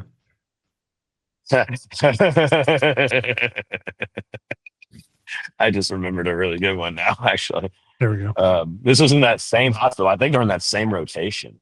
So New Orleans is crazy. Like, it's a crazy place. Most big cities are. I can only imagine. But it was a trauma call. A guy who was just riding his bicycle down St. Charles Avenue in the middle of the night and hit and run. Some car just didn't see him, plowed into him and drove off. Shattered his femur, like really bad leg bone break, no good. Right. And they bring him in the trauma room, and he is just screaming bloody murder because he's obviously in a shit ton of pain because he's got open femur fracture. And the trauma calls doing their protocol. So you have to, do the sweep, check for blood, trauma naked, all this good stuff. Same stuff we do in the Army. Part of their trauma protocol at the time was you have to check the rectal tone for potential spinal injuries and everything like that. Basically, that means they got to roll the guy over, and one of them interns or something is putting the finger up his butt. So they do that. Guy is screaming, ah, ah, ah. Finger goes in. Suddenly, whoa! Now it's a party. In my mind, I thought you were going to tell me that they started moaning, but that's just as bad. Nobody knew what to say. I was in the room and nobody was like, do we laugh? Do we everybody just was silent for like a split second. No. Bruh, if you're watching and you just fucking listen to it, I want you to rewind it, but I want you to you have to really play it in your mind. Okay, you got to play it in your mind. They've got this dude on the fucking table, and he just picture somebody screaming at the top of their fucking lungs. The worst pain you ever felt in the world, right? Just picture that scream, right? And they're touching all up on his body. They're trying to make sure he's got no fucking extra holes in him. And as they roll him over, he's still screaming bloody fucking murder. A finger goes up the man's ass, and it's Now it's a party. You need to fucking really hear it. You need to picture it in your fucking head that the one thing that made him stop screaming was a finger in his ass. Now go or rewind maybe it. the morphine had kicked in at that point, but I'm gonna go with finger in the ass. No, it was no. Fuck no. There's no way. It had to be the finger in the ass. Now it's a party. Yep. He's been there before. I told you, man, New Orleans is a crazy city. He's been in that situation before. I'm not gonna lie to you. So I have not anything like that, but at the same hospital on the same night, this is not one that I worked at. It was one that I was doing clinical rotations for nursing school and was in the emergency department. And this guy and this girl came in, right? The girl is 5'2", 115 pounds. And the guy is 6'8", probably 250, just yoked dude, just this fucking big black dude, right? Both of them unconscious. The woman was brought in by PD and lost consciousness in the vehicle. It was this whole fucking thing. And so we go to administer Narcan to the guy first. So they got security, the police are there, everybody's in there. We're holding this guy down, getting him secured. Administer Narcan. He wakes up, he just kind of looks forward, and he's like, God damn it, man, my bike's gonna be gone. Or I was like, what the fuck? The hell? What do you mean your bike's gonna be gone? He's like, man, I just got to Freddy's and I just got that bike from Walmart yesterday. I know those motherfuckers are gonna sell it or scrap it. And I'm like, okay, so whatever you did, you're not mad at, because normally, when they come out of it, they're mad that you fucked up their high. They waste all that money on whatever the drugs or they throw a tantrum, whatever. We're all thinking the woman's gonna be calm like this, right? Nope. No, She comes way up up swinging, huh? Yeah, she comes up losing her mind. She's only in the gown, nothing else, right? Just so happened that room that she was in had the sliding glass doors, and they had the curtain pulled back, but the doors were all the way closed. And she grabs the curtain and rips it back and pulls her gown up. She's smushing her body up against the fucking glass windows. It's out of fucking control. We're like, how does this guy wake up doing the same? You guys were together. You guys did the same shit. He wakes up and all he's worried about is losing his bike that he just spent $50 on at Walmart. And here you are rubbing your body up against the windows, flashing your tits, just doing whatever, just out of fucking control, man.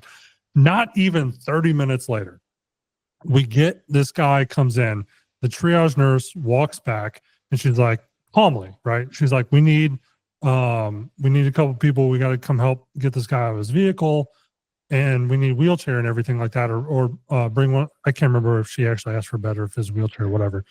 So myself, and I'm there as a nursing student. I'm not working as a medic at the time. Myself, the charge nurse, and I think one of the techs, we go out there, and this dude is sitting in the driver's seat of his F-150 or something like that, like a old beat up early 90s F-150, and he has a chainsaw bar and blade impaled into his abdomen. He drove himself to the okay, let me back up. He was cutting tree limbs from a ladder. The chain got caught. He wiggled it, overpowered, went through, impaled himself, climbed down the ladder, disassembled the motor from the bar and chain, got into his vehicle because this is like still 3G days, right? When you didn't really have good cell service if you're out in the woods. He gets in his vehicle, drives himself to the emergency department, and then he's just laying on the horn because the adrenaline worn off, right? Like he couldn't get out of the vehicle. So we pull him out. About to bleed out. Yeah. Well, it had basically almost all cauterized around it from the heat. It basically like fused the skin and tissue and stuff like that. It kind of fused into it. Lucky him. Yeah. Yeah. But he's like stabilizing it himself because when it moves, it hurts him, right? So he was doing the right thing by stabilizing it, making sure it didn't rock around there and fuck him up. Wiggle around. Yeah. So we get him out, and the whole time, all I'm thinking in my head is, how is this not like, when is the camera going to pop out and somebody say that this is a prank or something, or like this is some sort of training drill? Like, how did this guy really do this? There's no way. Did he make it? Yeah, he did. Yeah. Holy fucking shit. Okay. We went off on a tangent like we always do. So your clinical shit. What happens after you make it through clinicals? Oh, yeah, we got way off of that. Okay, so third year clinicals, there's a couple more exams, to be honest. I don't even remember all the Derek's exams at that point. Like, there's just so many of them. Then your fourth year is when you're starting to get a little bit more focused. Like, hey, now I need to start applying to residencies, which you have to pay for, by the way, which always seemed weird. Like, you're in school, you have no income, you're taking out loans to live, and now you have to pay a fee for each individual residency program you want to apply to. Like, it's not like just one fee. It's like every program you apply to, you have to pay a new fee. And what is it? Does it vary depending on where it varies? I couldn't tell you how much it was at the time. I can guarantee it's more expensive now, right? Because inflation and everything's more expensive. But so anyway, you start doing that. You start applying to residencies. You start working in your, elective clinical rotations and all this good stuff. And then like you get invitations from various residencies to come interview, like if they think you're a good candidate, So you could send out like 20 something applications to various residencies you want to go to, whatever specialty, like say surgery, internal medicine, et cetera, whatever specialty you want to do. You can even do more than one and just see what happens. But at this point, you generally kind of pick your specialty. You pick what you want to do. So they'll invite you to go interview. You'll go interview there. You got to actually meet people, talk to them, like tour, see if you like the program, see if they like you, that sort of deal. Go on as many interviews as you want, but it costs money and time. And a lot of times you got to fly there, or it's a really long drive. So good luck doing all that while still finishing up your fourth year of med school and not having an income. So usually more loans to get through all that. You finish all your interviews. Then you do what's called a rank list. You rank your top whatever residencies that you would like to go to. All the residency programs will rank their top however many candidates. Then all that shit gets thrown into a computer. It does some kind of voodoo and it spits out what you call a match. So all those numbers line up and this is the names and the programs, then this is where you're going. This is literally the next step in your life, and you have no idea where it's going to be until a computer spits it out for you. And it's all announced at the same day. They call it a match day. They have a ceremony for it and everything like that. They give you an envelope with your name on it. You open it up and here's where you're going for the next several years of your life. Can you choose Um, whether it's local or nationwide? You can apply wherever you want. So if you only want to apply to local places, just apply to Okay. local Yeah. places if there's some nearby. So there's better But then opportunity, obviously, in big cities because you have more potential. you have more. specialized- You do, but also remember, there's only so many slots per residency. So like most don't have more than like 8. Some have even fewer than that. So like I want to go to that local residency spot. Well, maybe there's 8 other local people that want to go to that residency spot. Right. And like 10 not local people who want to go to that residency spot. What if you don't get picked? What if they like 8 more of those people better than you? Where else are you going to apply? So you can't. Some people do what's called suicide match, and they say, I only want that program. That program told me they were going to rank me number 1, so I know if I rank them 1, that's where I'm going to go. Well, you got to, hopefully they're telling you the truth. And that just means you rank one program and hope for the best. I knew one guy who it worked out for. I don't know if anybody else who's tried it, though. But it turns out that program was, being honest with that guy, that they did rank him number 1. That's crazy though, to literally put all of your eggs in one basket. In that situation, if let's say he did that and they were lying to him, what happens after that? Does he have to go then and reapply to a bunch of other fucking? No. So what happens then is that you go into, they have a different name for it, but if you say didn't match somewhere, you go into what's called the scramble. I think they call it something different now, but the nickname for it was the scramble, where every program that has unfilled spots gets the list of everybody who didn't match. And it can be any specialty. So maybe not even the one that you wanted to do. And any location. You have no idea. And you are trying to call them. Like you all get the list. You were trying to call them. They're trying to call you.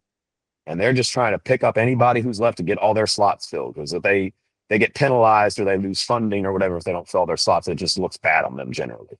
And obviously, you want to have a job.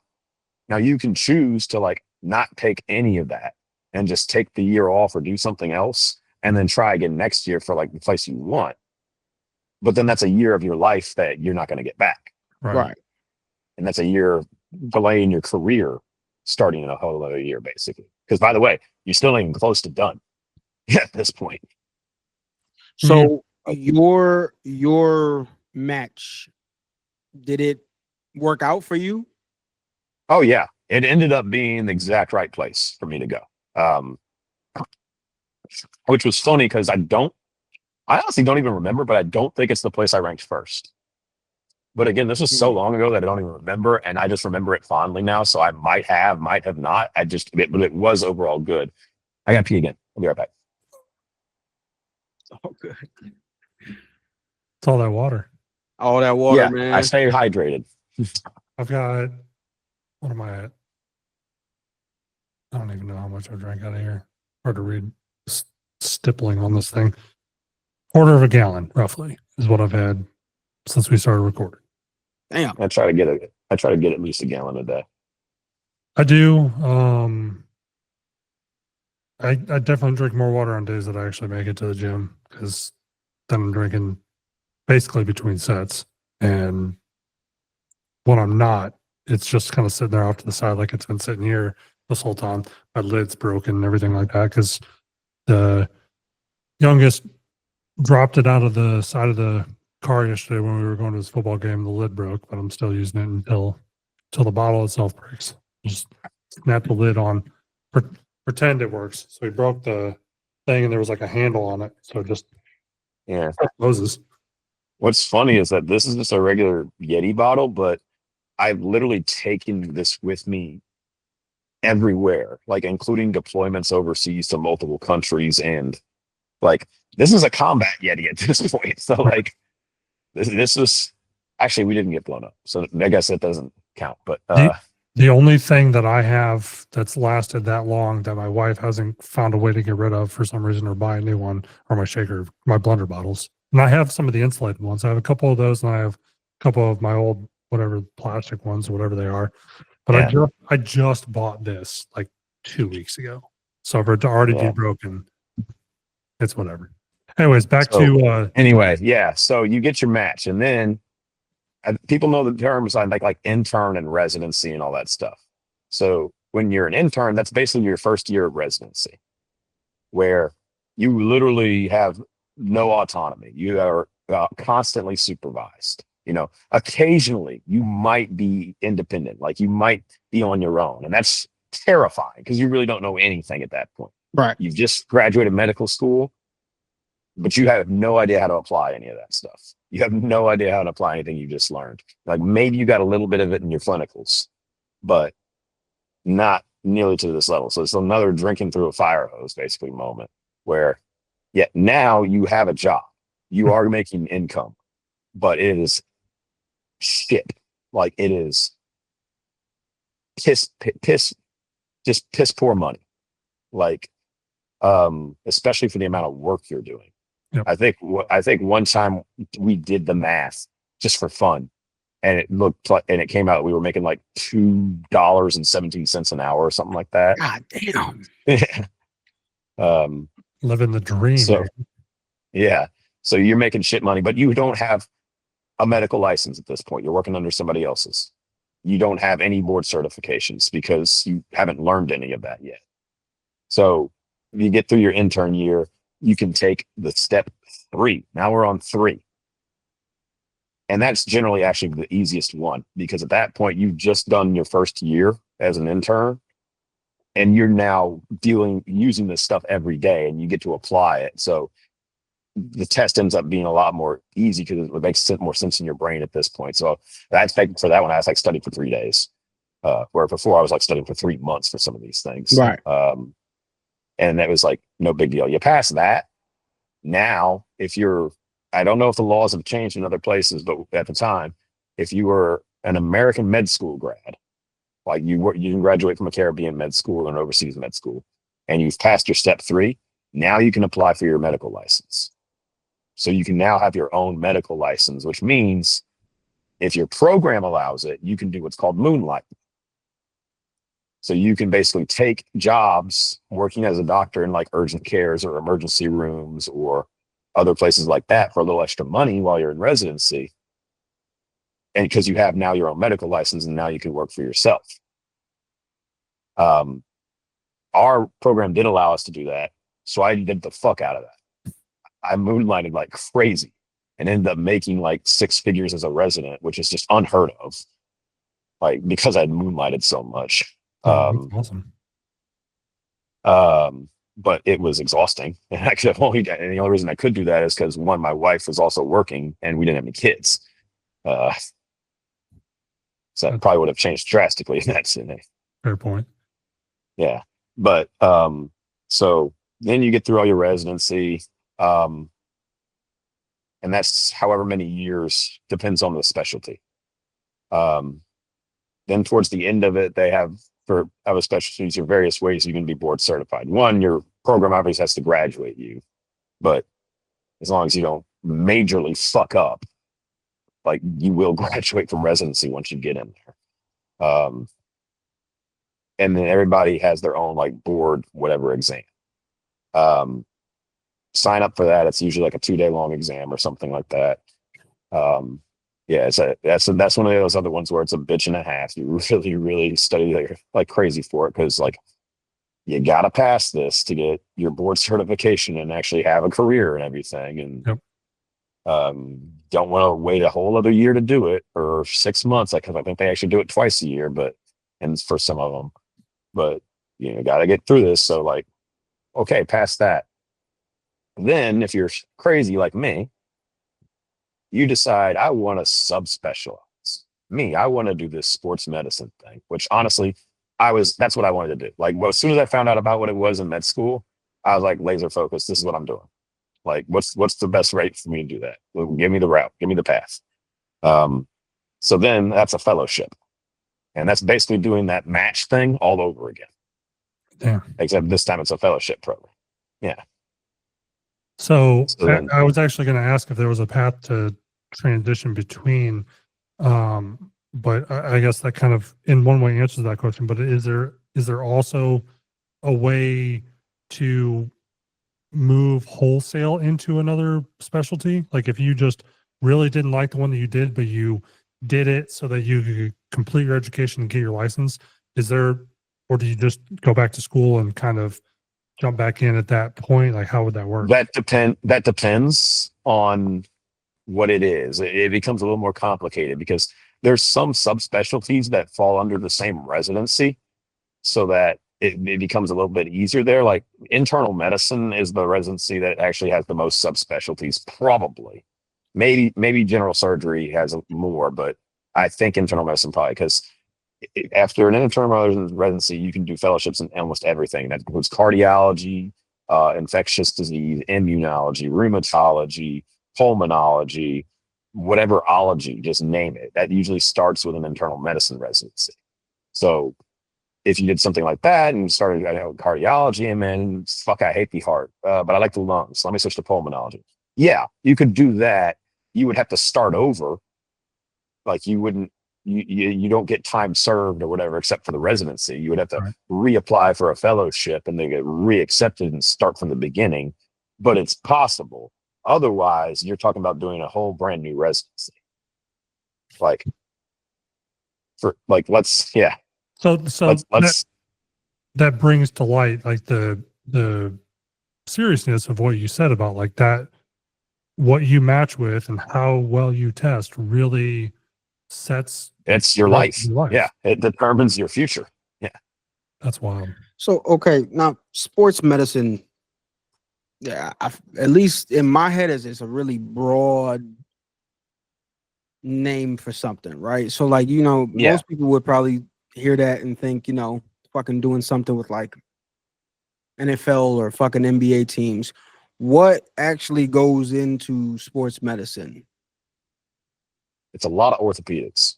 But it basically, so in Europe, the specialty is actually called sports and exercise medicine. Okay. And I almost think calling it that explains it a little bit better, because then, like you said, yeah, there is a lot of like working with teams, like working with university teams and sometimes professional teams based on whatever. Like that determines on like who's employed by who and who has a contract with who. Like that's how that stuff gets determined basically. So like that's not like everybody. Like I don't work with any college or professional teams right now, just high school teams. But at times I have. So yeah, there's a lot of that, and learning how to treat that as a subspecial, special patient population, kind of like you have pediatricians for kids and geriatrics for older folks, et cetera, et cetera. Like there's a lot of that, but there's a lot of just like your everyday person too. Like I said, the exercise part, that's just getting people to move. So it's a lot of basically movement medicine. And that's where it ends up being a lot of orthopedics. Like that is the majority of what I do is basically just orthopedics. Like you refer to ortho, you still see me basically. Yeah, but then there's other aspects of it as well. Like obviously the exercise part. I do a lot of concussions during football season. There's a lot of the performance medicine part. But bread and butter is still just old ladies with arthritis. Yeah. Like so I think that's probably the majority of that is the most common patient I see probably. That's the biggest thing I really wanted to get to is like, because so it's not specific to just sports. Right. It's not just sports. Yeah. Okay. And so how long has it been?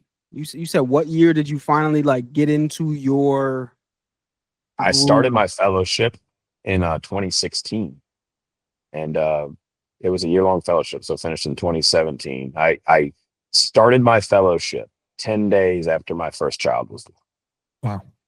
So your wife was probably like, hey, we need to take turns staying up late. Hey, I need you to change the diaper. And you're like, I got this thing.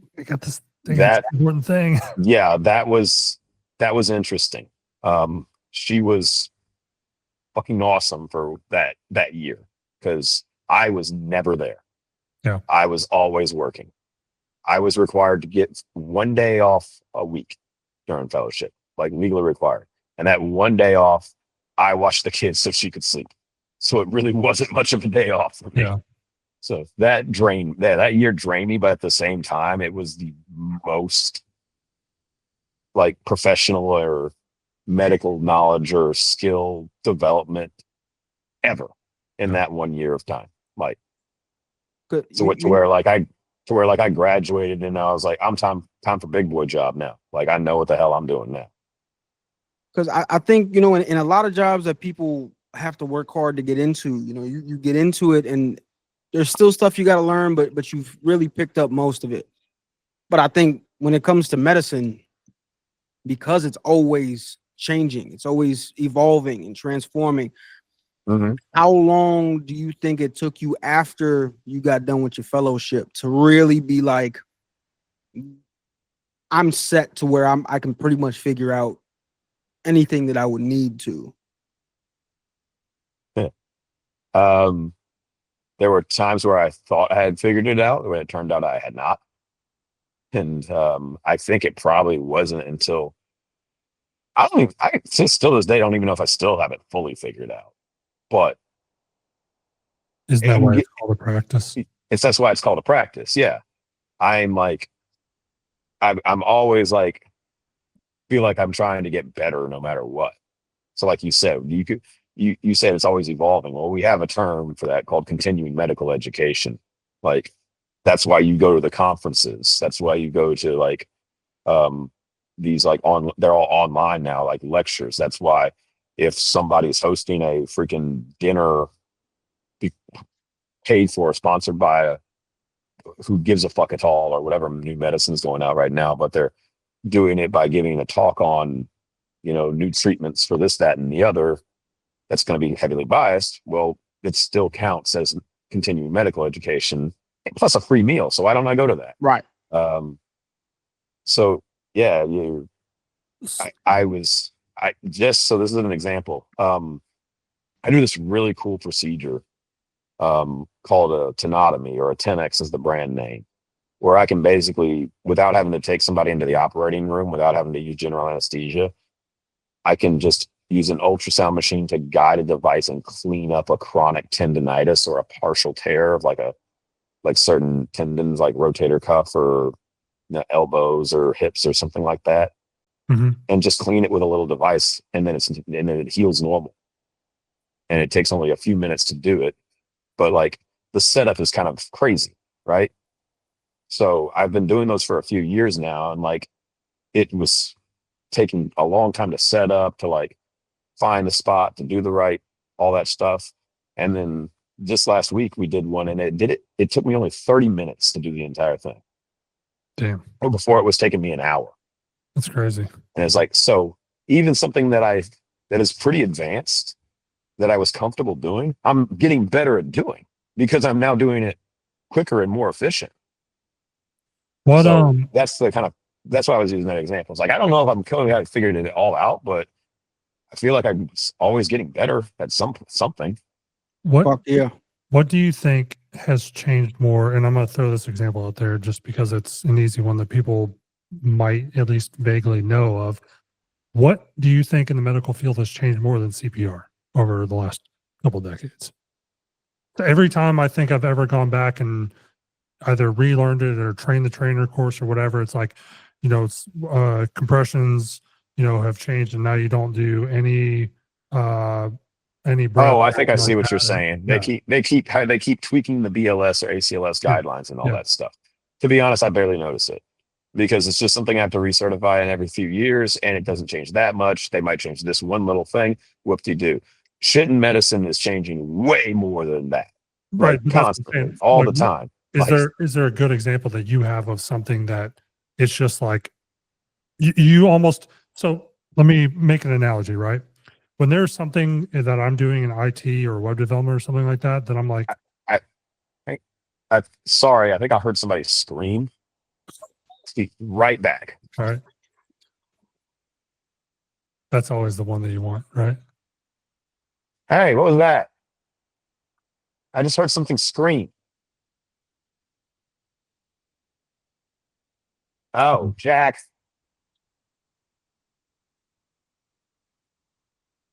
Okay. Don't make me come out of this room again. Sorry, that's just kids being assholes. You're good. Ours just got back from the pool just now. That's why I kept looking off to the side because they were trying to figure out if I was still recording or not. Yeah.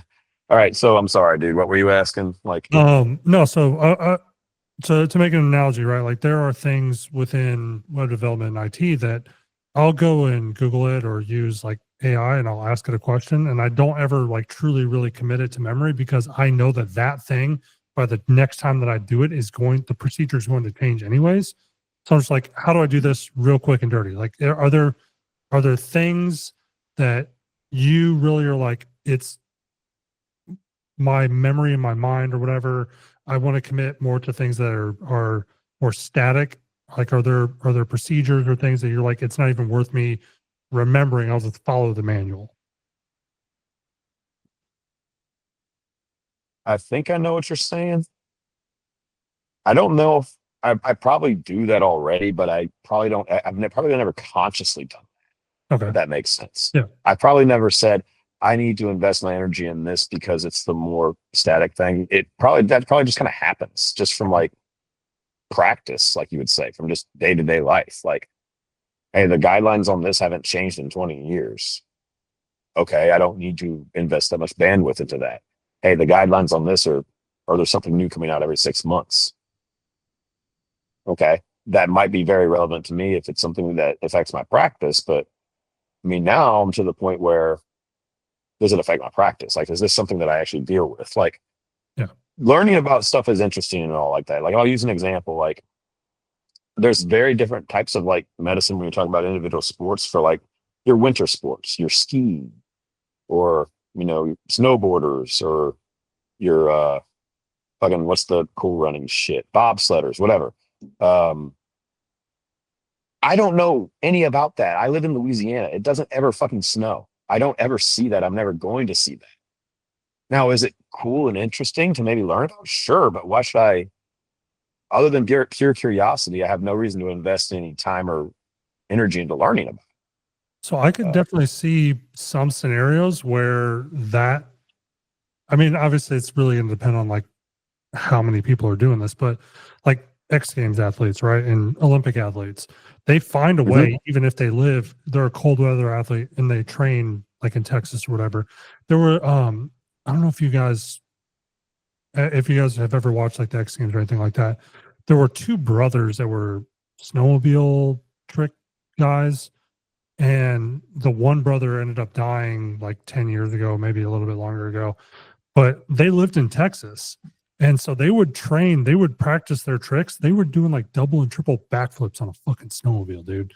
But they built these like systems where they could do this in Texas without any snow. They modified the snowmobiles. They built these whole contraptions and then they would do it like into like a foam pit. But I mean, other than the fact that the mechanism of injury isn't specifically from the cold weather, it's still from the same sport. So in that scenario, their medical team should hopefully have a guy who's very trained and comfortable in that. What I'm saying is my practice is here in South Louisiana where it don't ever snow. Yeah. I don't have any use for it. Now, if I ever get asked to be the Winter Olympics doctor, or, for some godforsaken reason, I move to Colorado or Alaska, never going to happen. But, and then I'll learn about it because then it'll become applicable. It's just not applicable currently. So, like you were saying about the other stuff, I just don't have to waste bandwidth on that. Yeah. Are there any examples of things that you think maybe have regressed over the years? Like you think that the method for doing something previously was better than what it is now? That I'm going to go back more into my niche, which is the fitness space. Okay. Because I do think that there was a period before, more of like our growing up period, 90s or something like that, where I do feel like it regressed, where I feel like the recommendations and the just general attitude in the medical community towards like fitness and exercise was just, not completely wrong, but definitely not right. Right. Like definitely not giving all the right recommendations, like whether it came to the nutritional recommendations, the the heavy emphasis on cardio, or the thing that I can't stand, which is so much of treatment being don't do things. Like how Like many after an times injury, have you heard? don't walk. What's that? Like after an injury, like they're like, don't walk. Whereas now they're like, no, you need to be walking as soon as possible. You need to be walking. Yes, because we know that that's actually the better way to heal. Like that helps it heal better, or it heals stronger for sure. It might suck, but it's better in the long term. Yeah. Just speaking generally. But no, beyond that, the example I hate still hearing is like, how many times do you go to a doctor or somebody, you're like, hey man, you've got arthritis in your knee. You shouldn't lift weights anymore. Hmm.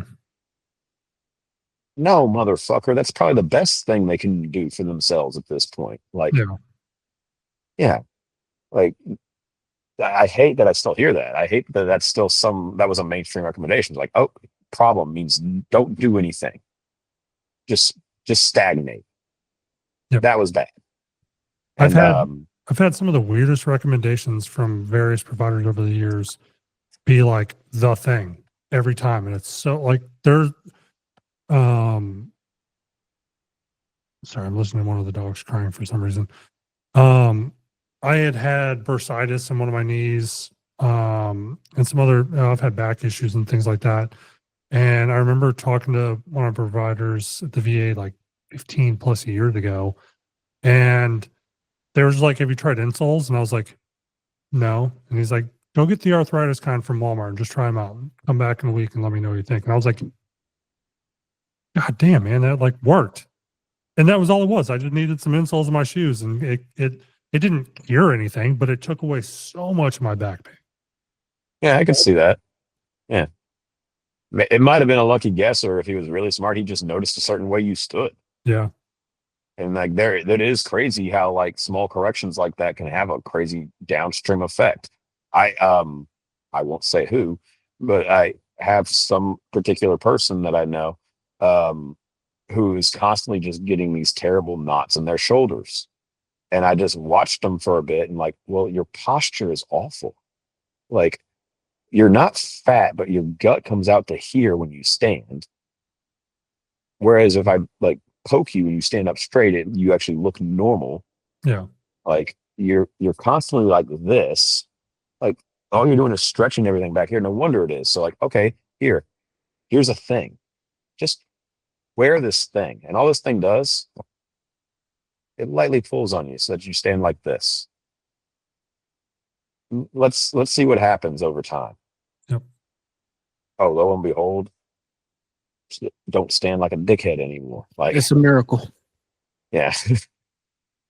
I mean, things like that, like you said, the downstream effects are crazy, and it really highlights the fact that people always want that like quick and easy. Like they want the thing that they think they want.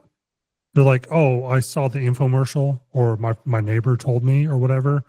And they don't want to go through the motions of actually identifying the underlying problem. They want the thing that's going to fix them right now. They don't want the thing that's going to solve the underlying issue. So there was one of my attendings in residency. I don't know. I don't think he made this up, but he asked who I heard it from. His name was Dr. Lower. Still remember it. He said, chronic things get fixed chronically. Acute things get fixed acutely, which is fucking so simple but profound. Like, just think about it. Like, they want the quick fix. Okay, was this a quick problem?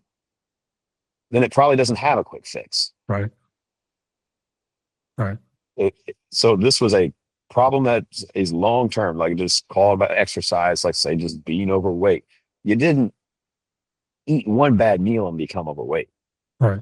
Like you didn't go on one vacation and become overweight.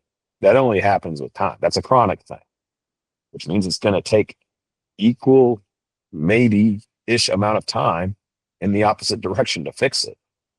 Yep. And then we come full circle back to the whole motivation versus discipline thing. That's where the consistency comes in. Yep. Because even that's not even the extreme bodybuilding type example. That's just losing fucking weight. It really is that easy. You just got to do it consistently for long enough. Yep. And it comes back to, so for the discipline aspect, as a whole, you get people that, you gave examples of how you adjusted your personal schedule to be able to go to the gym consistently. The majority of people that say, oh, I would, but then they don't do something else. So like I did make an excuse about, I don't have the 24-hour access. I just have the general access membership. But so instead I do something else that's free because I don't want to You do something else. Yeah.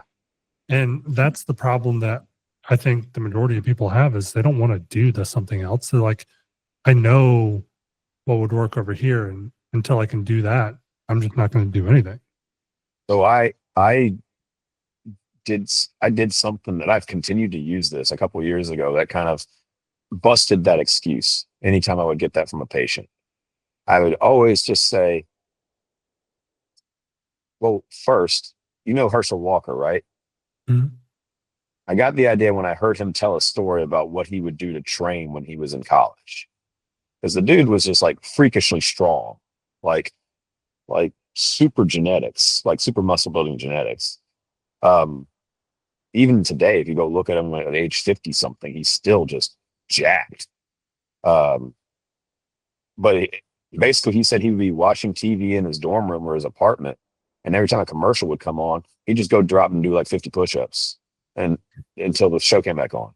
And the next commercial, he would just go knock out some chin-ups on the door or something like that, or some crunches, or he'd just do something in between that. And that's all he would do. It's like, oh, I would look at the patients. You ever watch TV?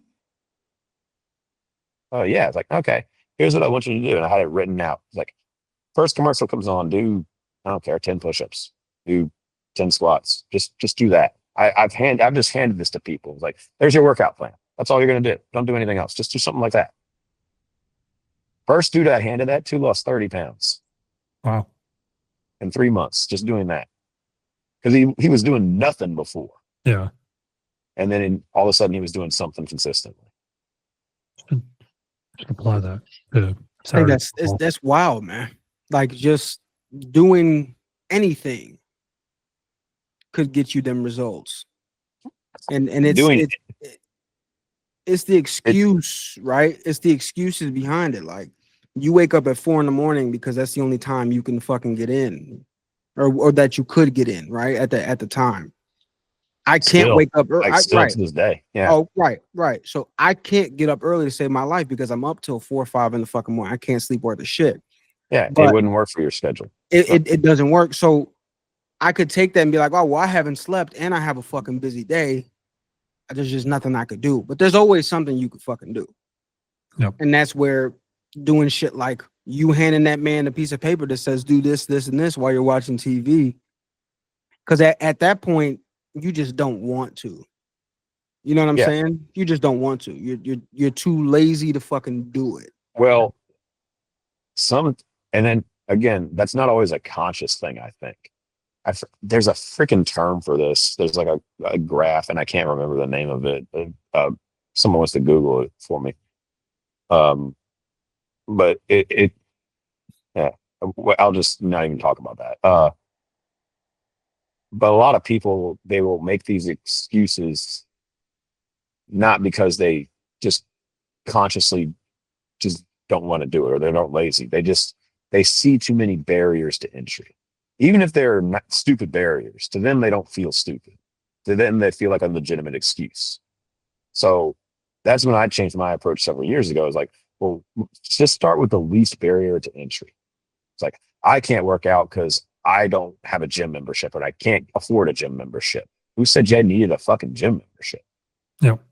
I can't work out because I live in a weird neighborhood and I don't feel comfortable going out for a run or a walk. Who said you had to go for a run or a walk? Yep. So that's sometimes you have to individualize that, but that's like everybody can do fucking push-ups or body weight shit in their living room. Yep. Absolutely. Like there's zero barrier to entry. That like, I can't do push-ups. Okay, do them on a fucking table or something like that. Yep. Like you can give an excuse. There's always a modification or a reason or a solution to that excuse or your potential barrier. And like you said, if you get to the point where you've just eliminated them all and they're still a no, they're a no. They just don't want to. Yep. I think at some point in time, you know, even if it's not just in your personal health or whatever, but there's always been something where everybody's gone that route and then either corrected themselves or not and just failed at whatever they were hoping to achieve. But yeah, like I hope people watch this and they get motivated from it and find that reason to, you know, develop self-discipline and things like that. Do you have any comments or things or any wisdom that you would like to impart on people to help them? Shit, I could. How long you got? Well, I could tell you, like, yeah, I know we're probably the same, but like seriously, you kind of stimulated my tism. Like I could go on forever about that kind of shit, but hey, we can always do a part two. yeah, we could always, yeah, especially if people want to, or they, you know, you just follow my fucking Instagram and watch me do all the fitness shit, which lots of really good free advice on there, by the way. Links will be in the descriptions. Fuck, I don't want to say anything too seriously, so I'll just say this: lift fucking weights. It's good for you, whoever you are. Eat enough fucking protein, goddamn it. You'll live longer. Just be happier. Get enough fucking sleep. And just love your family. Simple concept. That's probably my biggest motivator is my family. Being there for them. Yeah. Simple concepts. Mm-hmm. Yeah. What about you, Grimzy? Fuck, I don't know how to follow that shit up right there. I guess, I mean, I can only go from coming where I came from. If you're one of them people that give excuses, and I could say that from personal experience, I've given excuses my entire life to every fucking thing that ever became hard in my life.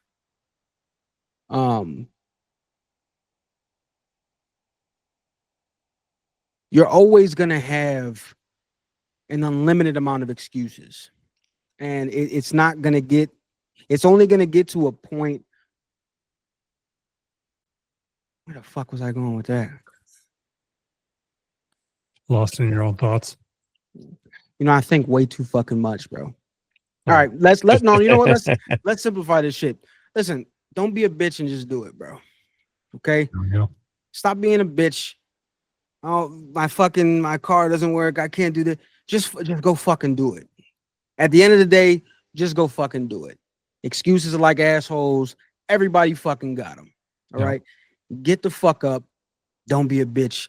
Handle what you need to handle so you could be healthy and help out everybody else around you. We'll go with that one instead. Well, anybody else have any closing wisdom statements? Anything else you want to put out there? I mean, like I said, we'll make sure the links to everything are there so you guys can follow Ryan all over social media. You know, poke fun at him, give him more reason to have body dysmorphia. I'm just kidding. Don't do that. That's fucked up. Yeah. Damn, I'm gonna go eat the rest of those donuts. Do it. Earned it. Well earned, man. That's all we got. Yep, that's all I got. That's all we got, man. Well, as always, y'all, we like to fucking say we still new in the process of doing this, man. If you got any constructive criticism, leave it in the comments. If you want to be a dickhead, be the dick. This is the Trunk Tales and love, peace, and chicken grease, man. We're gonna get out of here. Trunk Tales! Trunk Tales! Trunk Tales! Grimzy, Bacon Father! Trunk Tales! Trunk Tales! Trunk Tales! Grimzy, Bacon Father!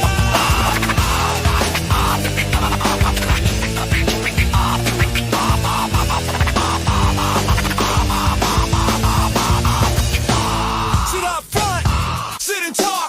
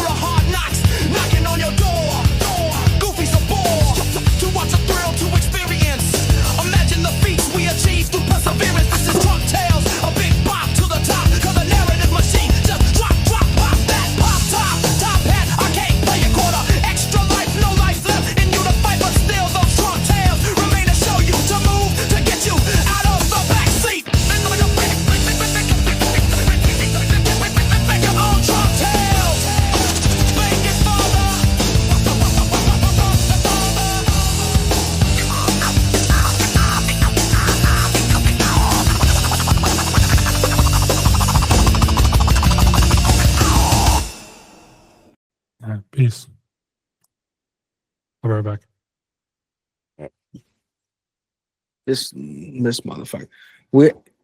He fucking left. All right. We cannot do fucking 2 episodes in a day, bro. My social battery is fucking dead. Holy shit. Oh no! I gotta go get ready. Like I gotta go fucking cook these steaks and shit.